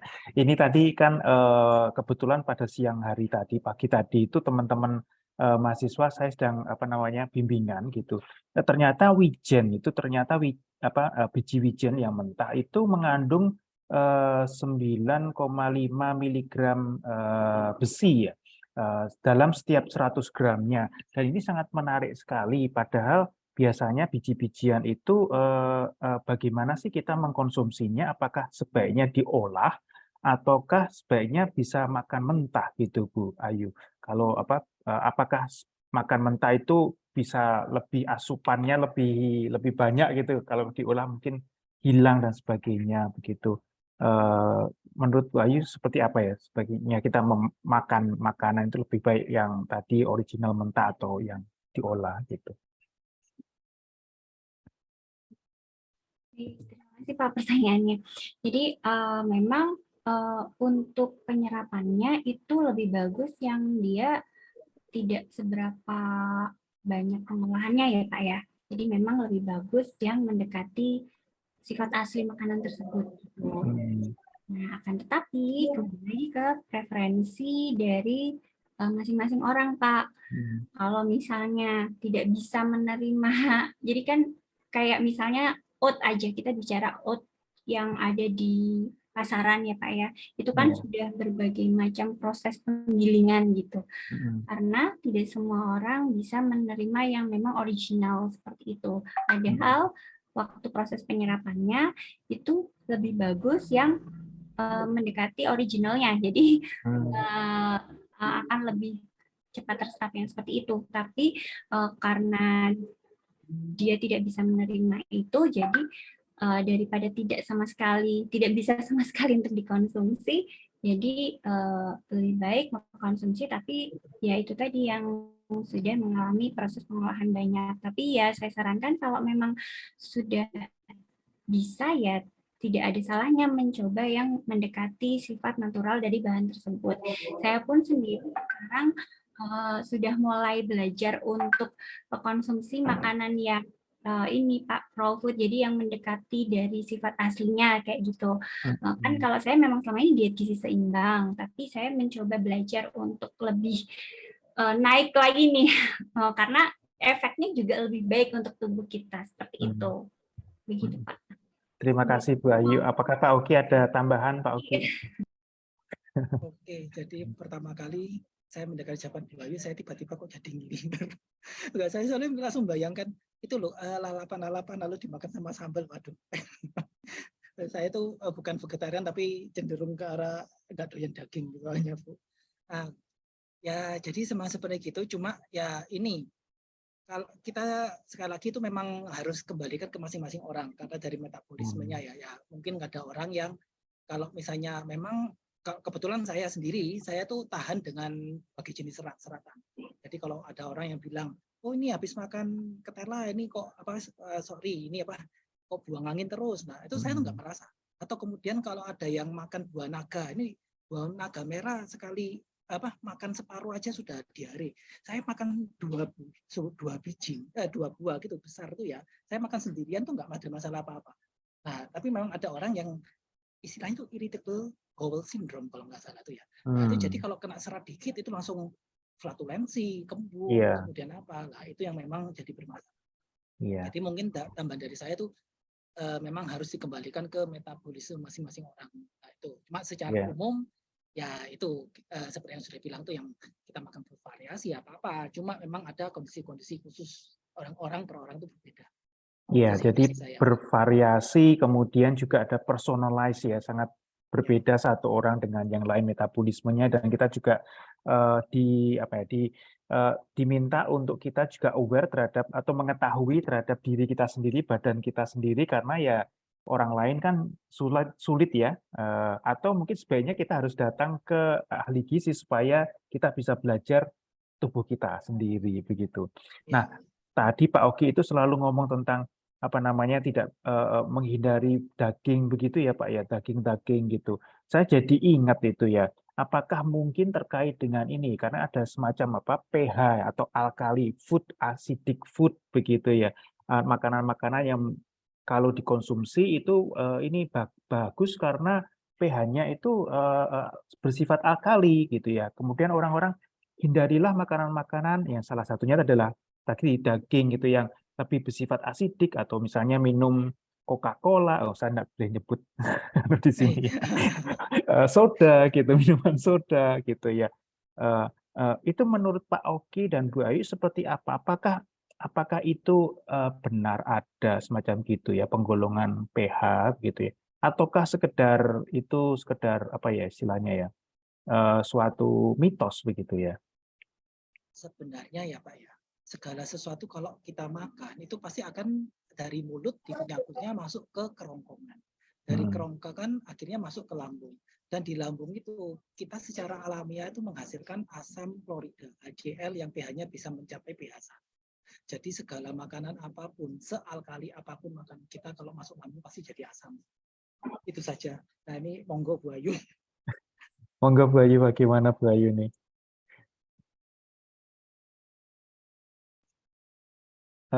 Belum, suaranya masih belum terdengar Bu Ayu. Ya. Kalau dari saya sih hampir sama sih Pak. Jadi memang kalau misalnya segala sesuatu yang masuk ke tubuh kita itu kan Tuhan kan menciptakan dengan segitu bagusnya ya Pak ya. Jadi memang sedih disesuaikan gitu. Jadi ya ini sih tidak terjadi kayak perubahan atau segala macamnya, karena memang nantinya akan disesuaikan oleh kondisi akan disesuaikan oleh kinerja tubuh kita sendiri seperti kinerja tubuh. Jadi itu mungkin berita semacam itu berita yang kita perlu kritis ya, kita istilahnya aware ya. Dan selain masuk di dalam lambung kita juga darah kita itu kan pH-nya dikontrol sekitar 7,3 ya sampai 7,4 kalau tidak salah pH, dan itu yang mengkontrol, yang bertugas, yang ditunjuk Tuhan untuk mengkontrol itu kan kidney ginjal gitu dan paru-paru yang support oksigennya. Nah, ada beberapa pertanyaan lagi nih, kita masih punya banyak sekali waktu, sekitar berapa menit ini ya? 25 menit ya, masih banyak, mungkin kita bisa ngobrol-ngobrol begitu ya. Tadi itu terkait dengan makanan, jadi mungkin teman-teman yang di sini, rekan-rekan di sini kan ada yang ke depan itu mau berbisnis atau apa ya, tentang catering dan sebagainya begitu. Nah, bagaimana sih caranya untuk kita menata begitu ya, di dalam 1 minggu, biasanya kan orang kalau mau catering itu biasanya, kalau saya sih mau coba tes gitu ya, rasanya. Sebagainya, bagaimana mengarahkannya? Apakah lebih baik percobaan itu 1 minggu ataukah cukup 1 hari saja satu catering begitu, Bu Ayu?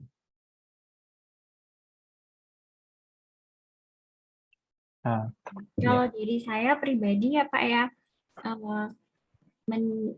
supaya tahu bagaimana catering itu mengolah menu, terus kemudian kita tahu catering itu variasi menunya apa aja ya, lebih baik kita minimal order 1 minggu ya. Terus kemudian kita juga bisa pelajari di situ kalau memang kan kalau catering terus mungkin cost yang dikeluarkan juga tinggi gitu. Nah, selama 1 minggu mungkin kita bisa pelajari, oh kira-kira bagaimana sih penataan menunya seperti itu. Sehingga kita bisa menggunakan kebiasaan tersebut untuk kebiasaan kita sehari-hari gitu.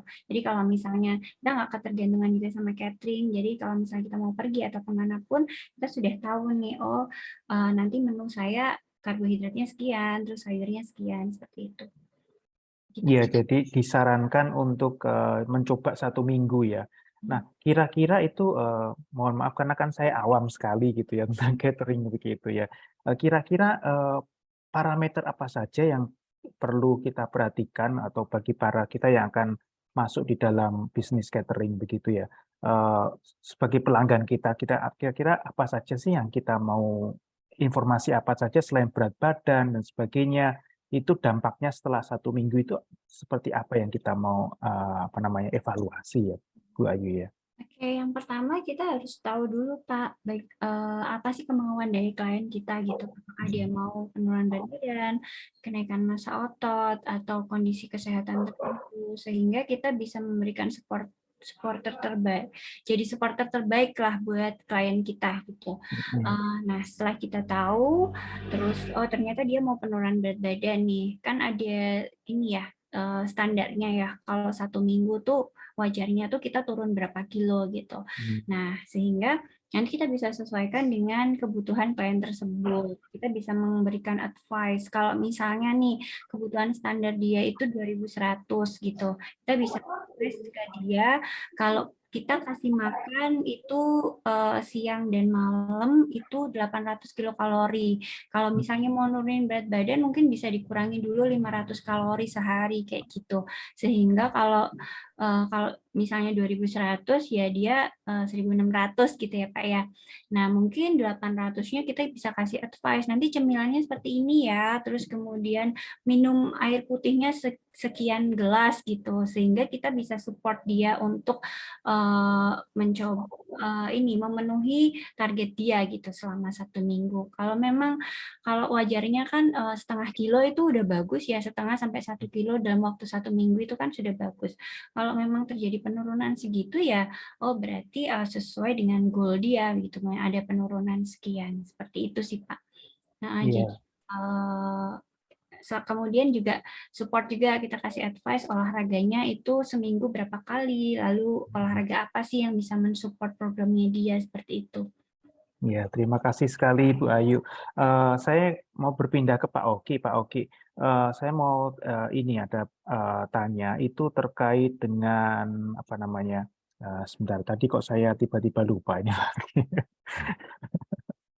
Iya.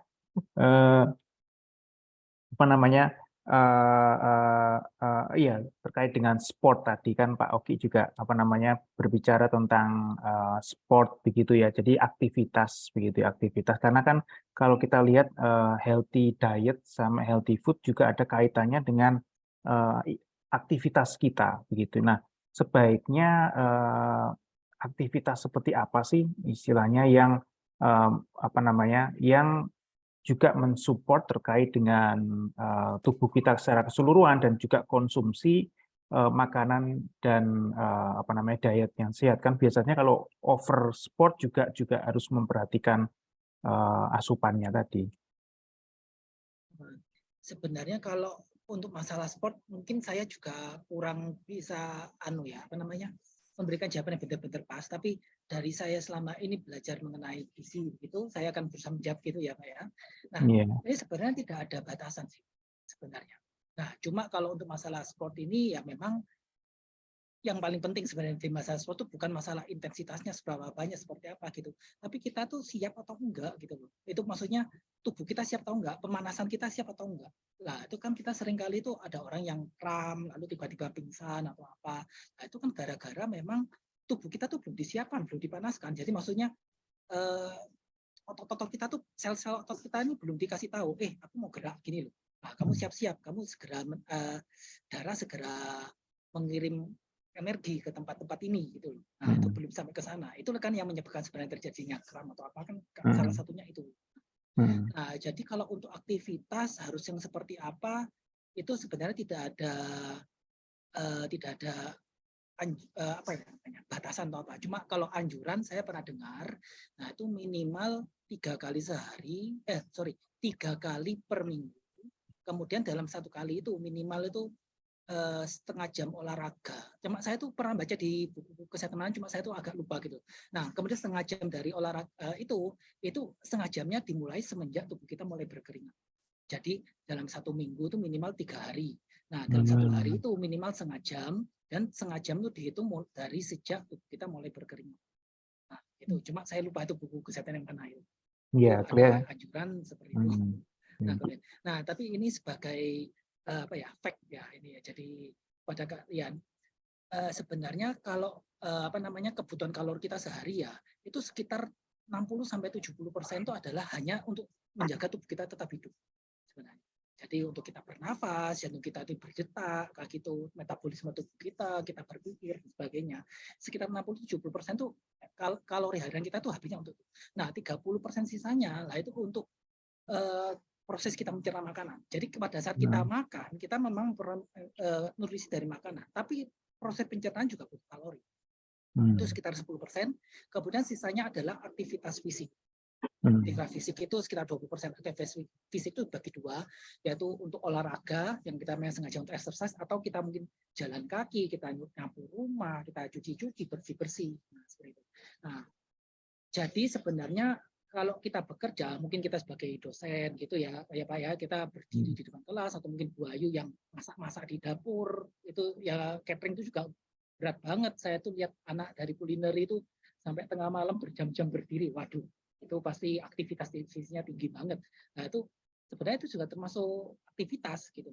Nah ini juga kalau untuk orang yang atlet yang profesional, nah pada saat mereka mau bertanding mereka berat banget ya. Nah ini sampai aktivitas fisik yang biasanya itu cuma 20%, sekitar 20% itu ya, itu bisa sampai 5 kali lipat daripada kebutuhan basal. Kebutuhan basal itu maksudnya 67%. Jadi 60 kali 70% itu dikali sampai 5 kali lipatnya. Bisa sampai sebegitu, bukan kalori. Itu sebabnya jangan heran. Tadi Pak Oki bilangnya kita harus membatasi gula, garam, lemak. Nah, tapi kalau aku lihat di minuman sport drink gitu ya, itu kok kalorinya tinggi banget, gulanya tinggi banget, kreatinnya tinggi banget.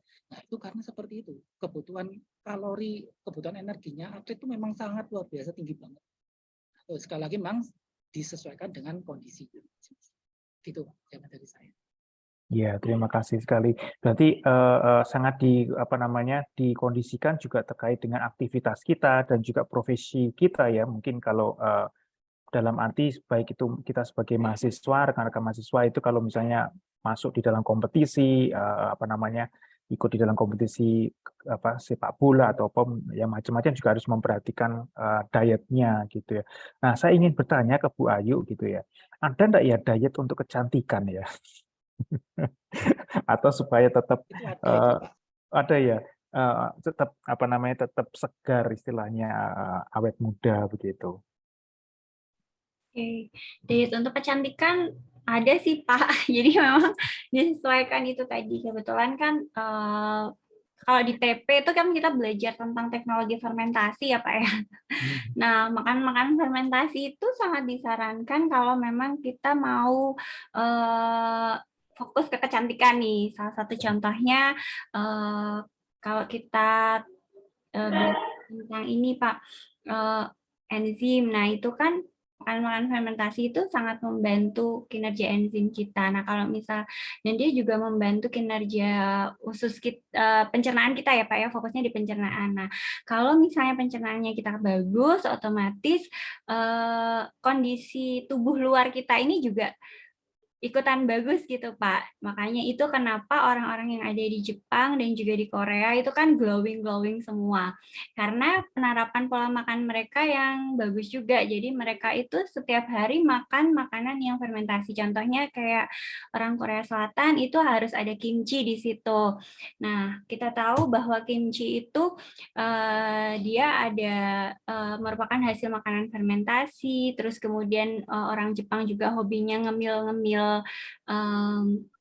kayak kedelai, terus kemudian olahan bakteri asam laktat. Nah, itu selain memperbaiki usus, kedelai biji-bijian itu juga ini tinggi akan antioksidan gitu. Nah, sehingga juga kondisi kulit kita tuh jadi jauh lebih bagus seperti itu. Terus kemudian konsumsi air putih. Nah, biasanya kita advice nih konsumsi air putihnya itu tidak boleh kurang dari 2 liter gitu. Karena kalau misalnya kekurangan minum juga akan kelihatan nanti akhirnya dehidrasi, terus kemudian kulitnya jadi kusam. Nah, sehingga kalau misalnya mau fokus ke kecantikan, mungkin bisa memperbaiki dengan perbanyak minum air putih, terus kemudian konsumsi makan gizi seimbang, terus kemudian sayurnya diperbanyak. Jadi kalau misalnya nyemil boba, gula-gula itu kan bikin cepat keriput ya Pak ya, karena lemaknya tinggi. Gitu ya.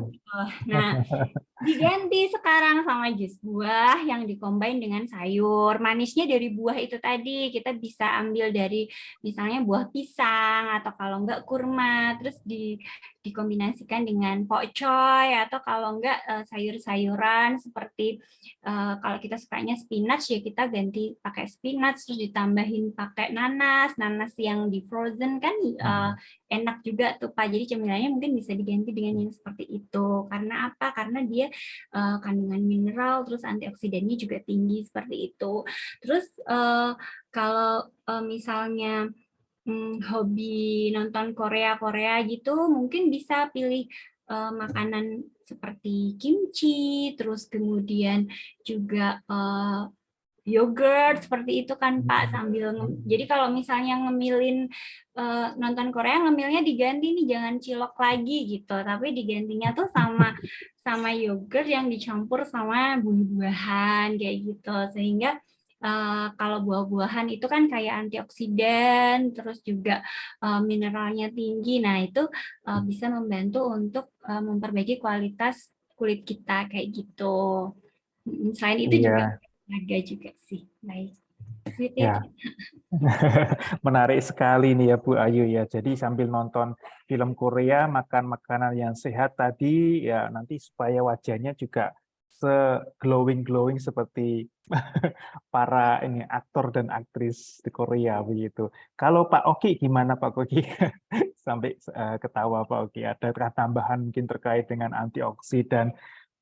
Perlu ya kita ya mendapatkan asupan sayur-sayuran dan sebagainya yang mengandung antioksidan itu kok kenapa sih dibutuhkan? Apakah seantero bumi itu mengandung yang berbahaya kok kita butuh antioksidan? Fungsinya seperti apa sih itu Pak? Sebenarnya kalau antioksidan ya, ini kan tadi saya sudah nyebutkan 3 fungsi itu ya. Yang pertama untuk sekedar hidup, antioksidan nggak butuh sih sebenarnya. Maksudnya kita sendiri itu punya antioksidan, mekanisme sendiri berupa enzim gitu ya, glutathione gitu ya.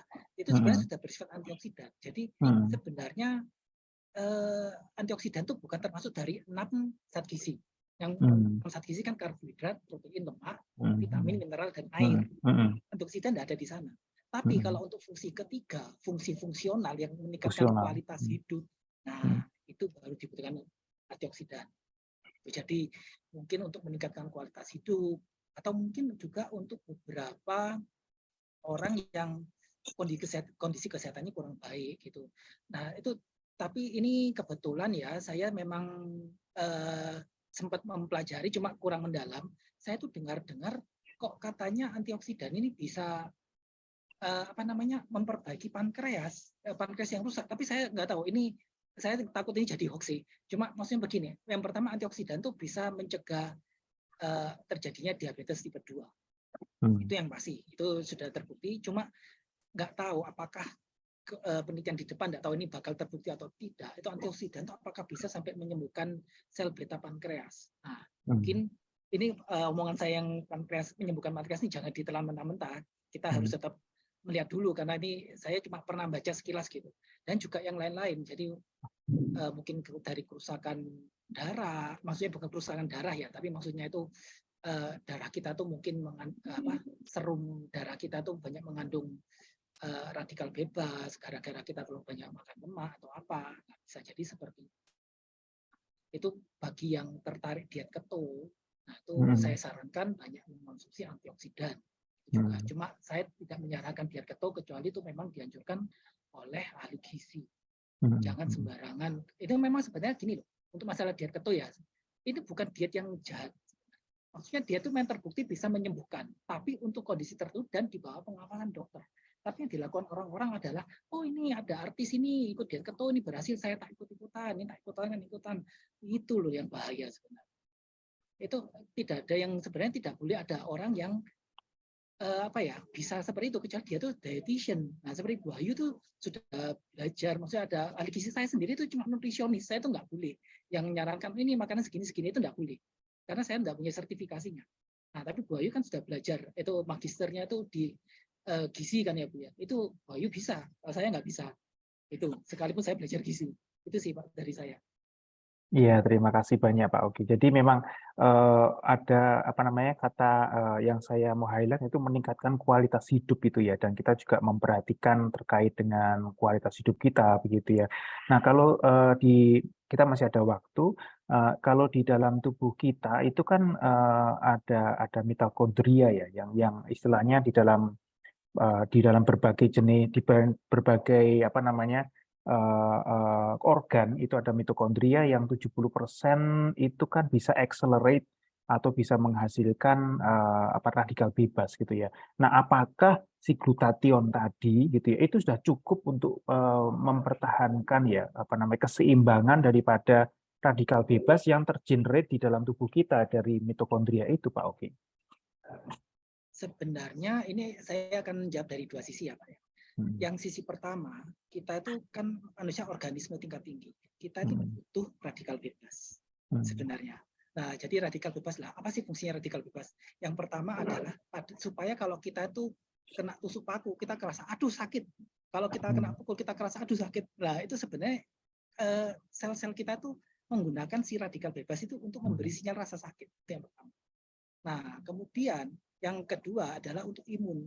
Nah, sel darah putih itu pada saat mengonsumsi virus, bakteri, itu kan sebenarnya melepaskan radikal bebas. Jadi radikal bebas itu memang dibutuhkan, tapi dalam jumlah sedikit. Nah, kemudian yang kedua, apakah cukup? Sebenarnya tidak cukup. Kalau kita hanya mau sekedar hidup, mungkin kita ya cerita kayak film-film kita terdampar di pantai atau apa kayak gitu ya. Ya kalau kita hanya sekedar basic, itu ya sudahlah, antioksidan pun oke. Asalkan kebutuhan 6 zat gizi itu tercukupi.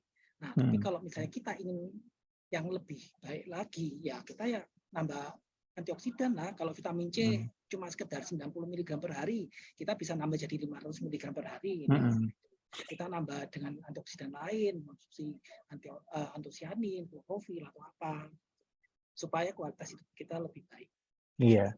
Ya, terima kasih banyak ini Pak Ogi, masukan mencerahkan kita ya, ternyata terkait dengan makanan, membicarakan tentang healthy diet, healthy food ini bisa ke macam-macam mana-mana gitu topiknya begitu ya. Nah, tadi ke Bu Ayu, sekarang Bu Ayu tentang masih di dalam topik itu tadi ya, radikal bebas, kemudian supaya kita ya di dalam hidup kita kualitasnya baik, tetap cantik begitu ya, tetap ganteng gitu ya.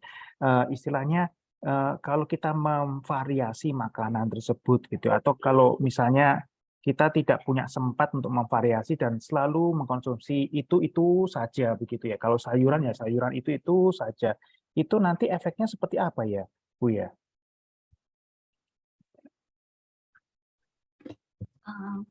Baik, kalau misalnya kita hanya mengkonsumsi sayuran yang itu saja ya Pak ya. Jadi kalau menurut saya ya Pak, itu sajanya mungkin bisa dilengkapi dengan apakah itu sudah sesuai dengan kebutuhan tubuh kita gitu. Karena kan masing-masing sayuran, buah-buahan itu memiliki zat gizi yang atau fungsi mineral yang berbeda-beda gitu.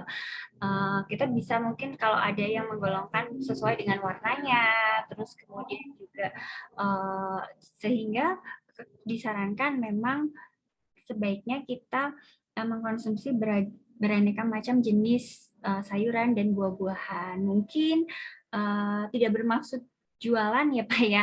Kalau memang tidak memiliki kecukupan waktu untuk mengkonsumsi makanan yang lengkap, mungkin bisa menggunakan tenaga lain gitu. Tapi yang mungkin catering, tapi juga harus selektif, terus kemudian disesuaikan dengan kondisi tubuh kita seperti itu.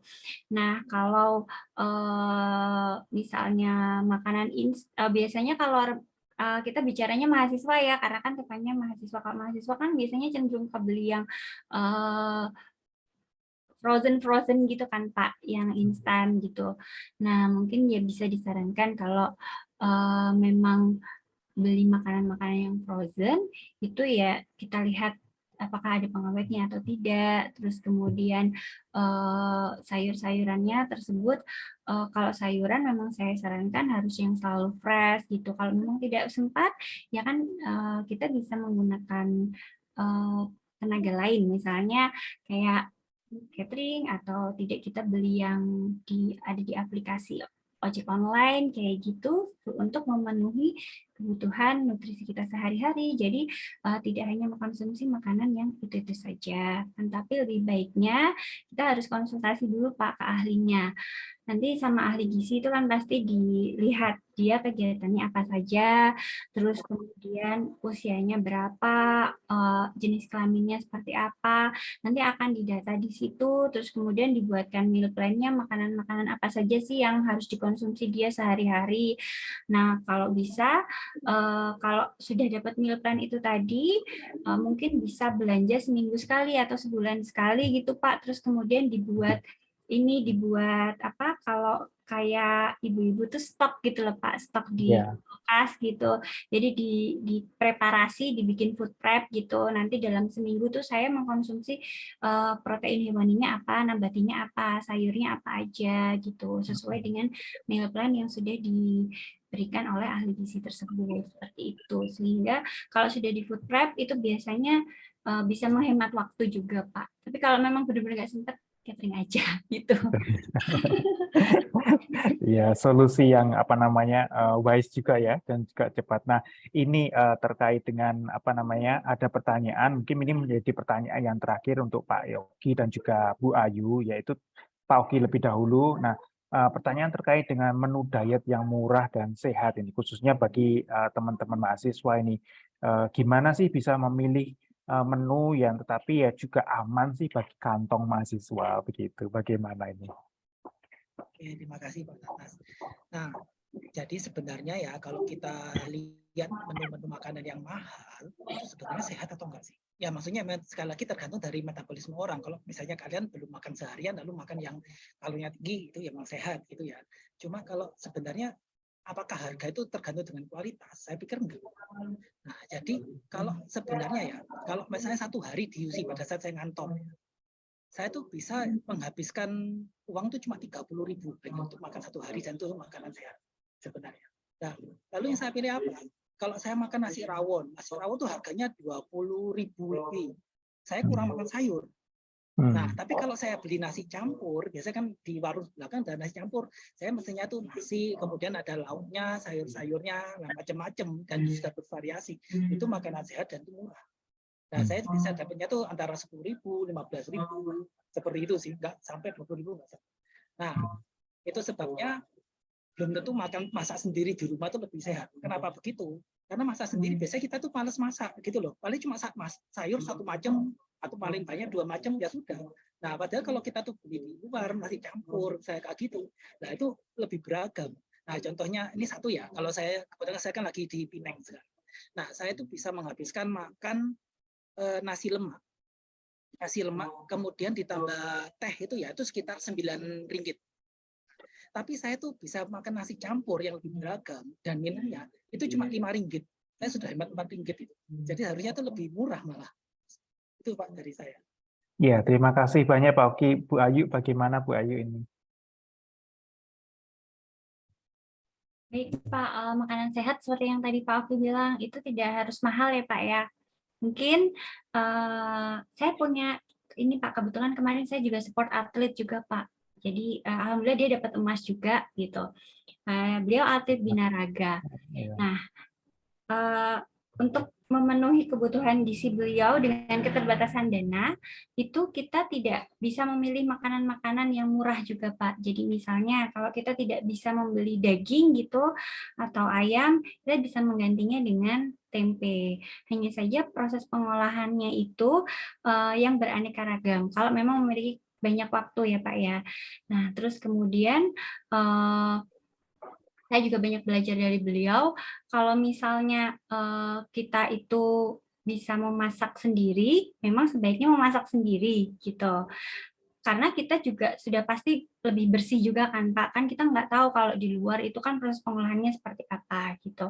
Nah mungkin bisa dibantu dengan food preparation. Kalau saya lihat dari beliau itu sangat ini selama seminggu itu sudah food prep apa aja yang mau mereka makan. Terus kita juga bisa ini Pak membuat budget ya Pak ya, budgeting dana yang kita anggarkan itu berapa. Misalnya dalam waktu seminggu kita anggarkan 50.000. Nah, kita nanti berpikir nih 50.000 itu kira-kira kita mau makan hewani berapa rupiah, terus kemudian nabatinya berapa rupiah, nanti kita bisa lebih awet juga dengan food prep tadi. Kita bisa masukkan ke plastik mungkin, terus lalu kemudian kita masukkan ke freezer untuk protein-protein hewani, terus kita bisa masukkan juga, kita cadangkan dana untuk sayur-sayuran nih kira-kira berapa. Jadi selain kita belajar bagaimana mengolah makanan sehat, kita juga belajar bagaimana manage uang yang kita punya kayak gitu. Mungkin agak sedikit berbeda dengan Pak Oki, tapi itu solutif juga Pak Oki tadi. Jadi kita bisa jajan, kita pilih makanan yang variatif, tapi yang kita harus selektif nih, yang harganya murah juga, tapi bisa beraneka ragam. Sendiri kita manage uang kita sendiri, kita food prep sesuai dengan kebutuhan kita, terus kita olah karena bagaimanapun kalau kita olah sendiri kita tuh bisa lebih hati-hati, terus lebih bersih juga, seperti itu sih Pak. Kalau dari saya pribadi karena kan saya perempuan nih, jadi biasanya lebih trust sama ngolah sendiri dibandingkan mempercayakan ke tempat lain gitu, seperti itu. Baik, terima kasih kalau itu dari saya Pak. Ya, terima kasih Bu Ayu dan terima kasih Pak Oki. Mungkin yang terakhir yaitu pesan apa yang akan disampaikan dari Bu Ayu dan Pak Oki kepada rekan-rekan partisipan yang di sini untuk terkait dengan healthy diets dan healthy food. Silakan Bu Ayu. Oke, pesan dari saya adalah untuk healthy diet dan healthy food adalah tetap mengkonsumsi makanan sesuai dengan kebutuhan tubuh kita dan yang bervariasi, serta jadikanlah makan makanan sehat itu sebagai kebiasaan, bukan sebagai keterpaksaan. Seperti itu, Pak. Terima kasih. Terima kasih. Bagaimana Pak Oki? Sebenarnya kok saya pikir kok mirip ya. Saya cuma mau bilang ya turutilah itu loh, pedoman gizi seimbang itu loh. Jadi ya makan yang bervariasi. Jangan aduh nggak mau, aku nggak mau nyoba, nggak mau coba lah gitu. Kemudian ya aktivitas fisik dan juga kita harus menjaga kebersihan dan menjaga berat badan ideal. Jadi maksudnya berat badan ideal itu bukan body shaming atau enggak, tapi memang kalau kita menumpuk lemak di bagian perut terutama, itu memang sumber penyakit. Jangan berpikir, oh aku nih kurus, aku nggak bakal kena penyakit. Belum tentu. Kalau misalnya perut Anda tetap membuncit gitu loh, itu memang tetap bisa bermasalah. Itu sih dari saya. Ya, terima kasih atas waktunya Pak Oki dan Bu Ayu. Terima kasih banyak atas sharingnya kepada kita yang sangat bermanfaat sekali. Dan waktu saya kembalikan kepada Reza untuk MC siang ini. Silakan Reza. Terima kasih Pak Tatas telah menjadi moderator yang luar biasa, dan juga terima kasih untuk para narasumber. Sekarang saatnya kita memasuki sesi penyerahan sertifikat untuk para narasumber dan moderator. Pertama untuk Oki.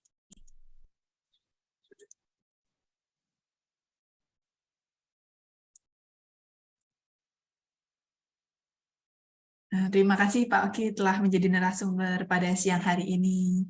Dan yang kedua untuk Ibu Ayu.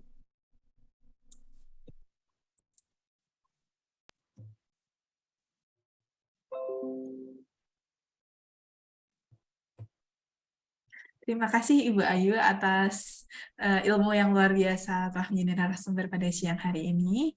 Dan yang terakhir untuk moderator kita, Pak Tatas.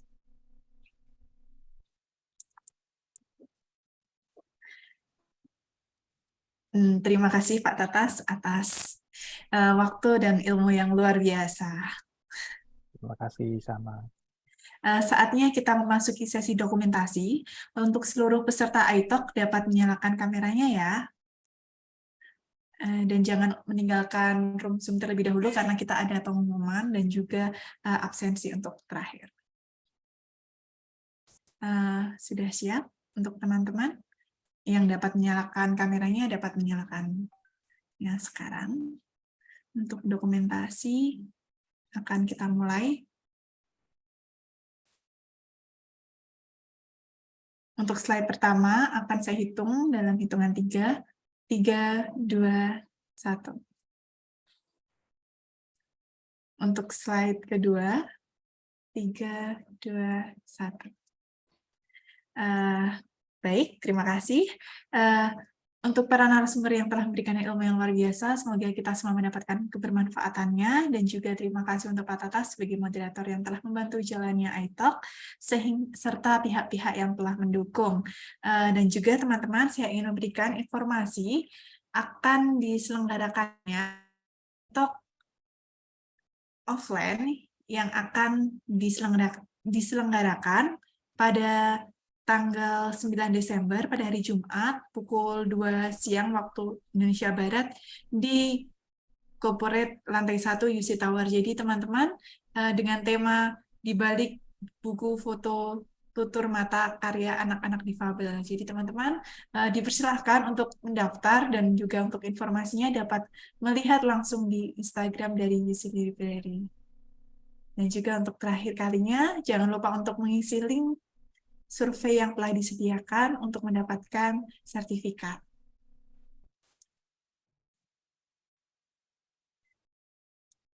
Apabila sudah semua, teman-teman, terima kasih telah hadir di iTalk Innovation Talk kali ini. Sampai jumpa di iTalk selanjutnya. Saya Reza Karisma Effendi sebagai MC untuk undur diri. Terima kasih untuk para speaker, untuk para moderator, dan juga teman-teman semuanya. Sampai jumpa di iTalk selanjutnya.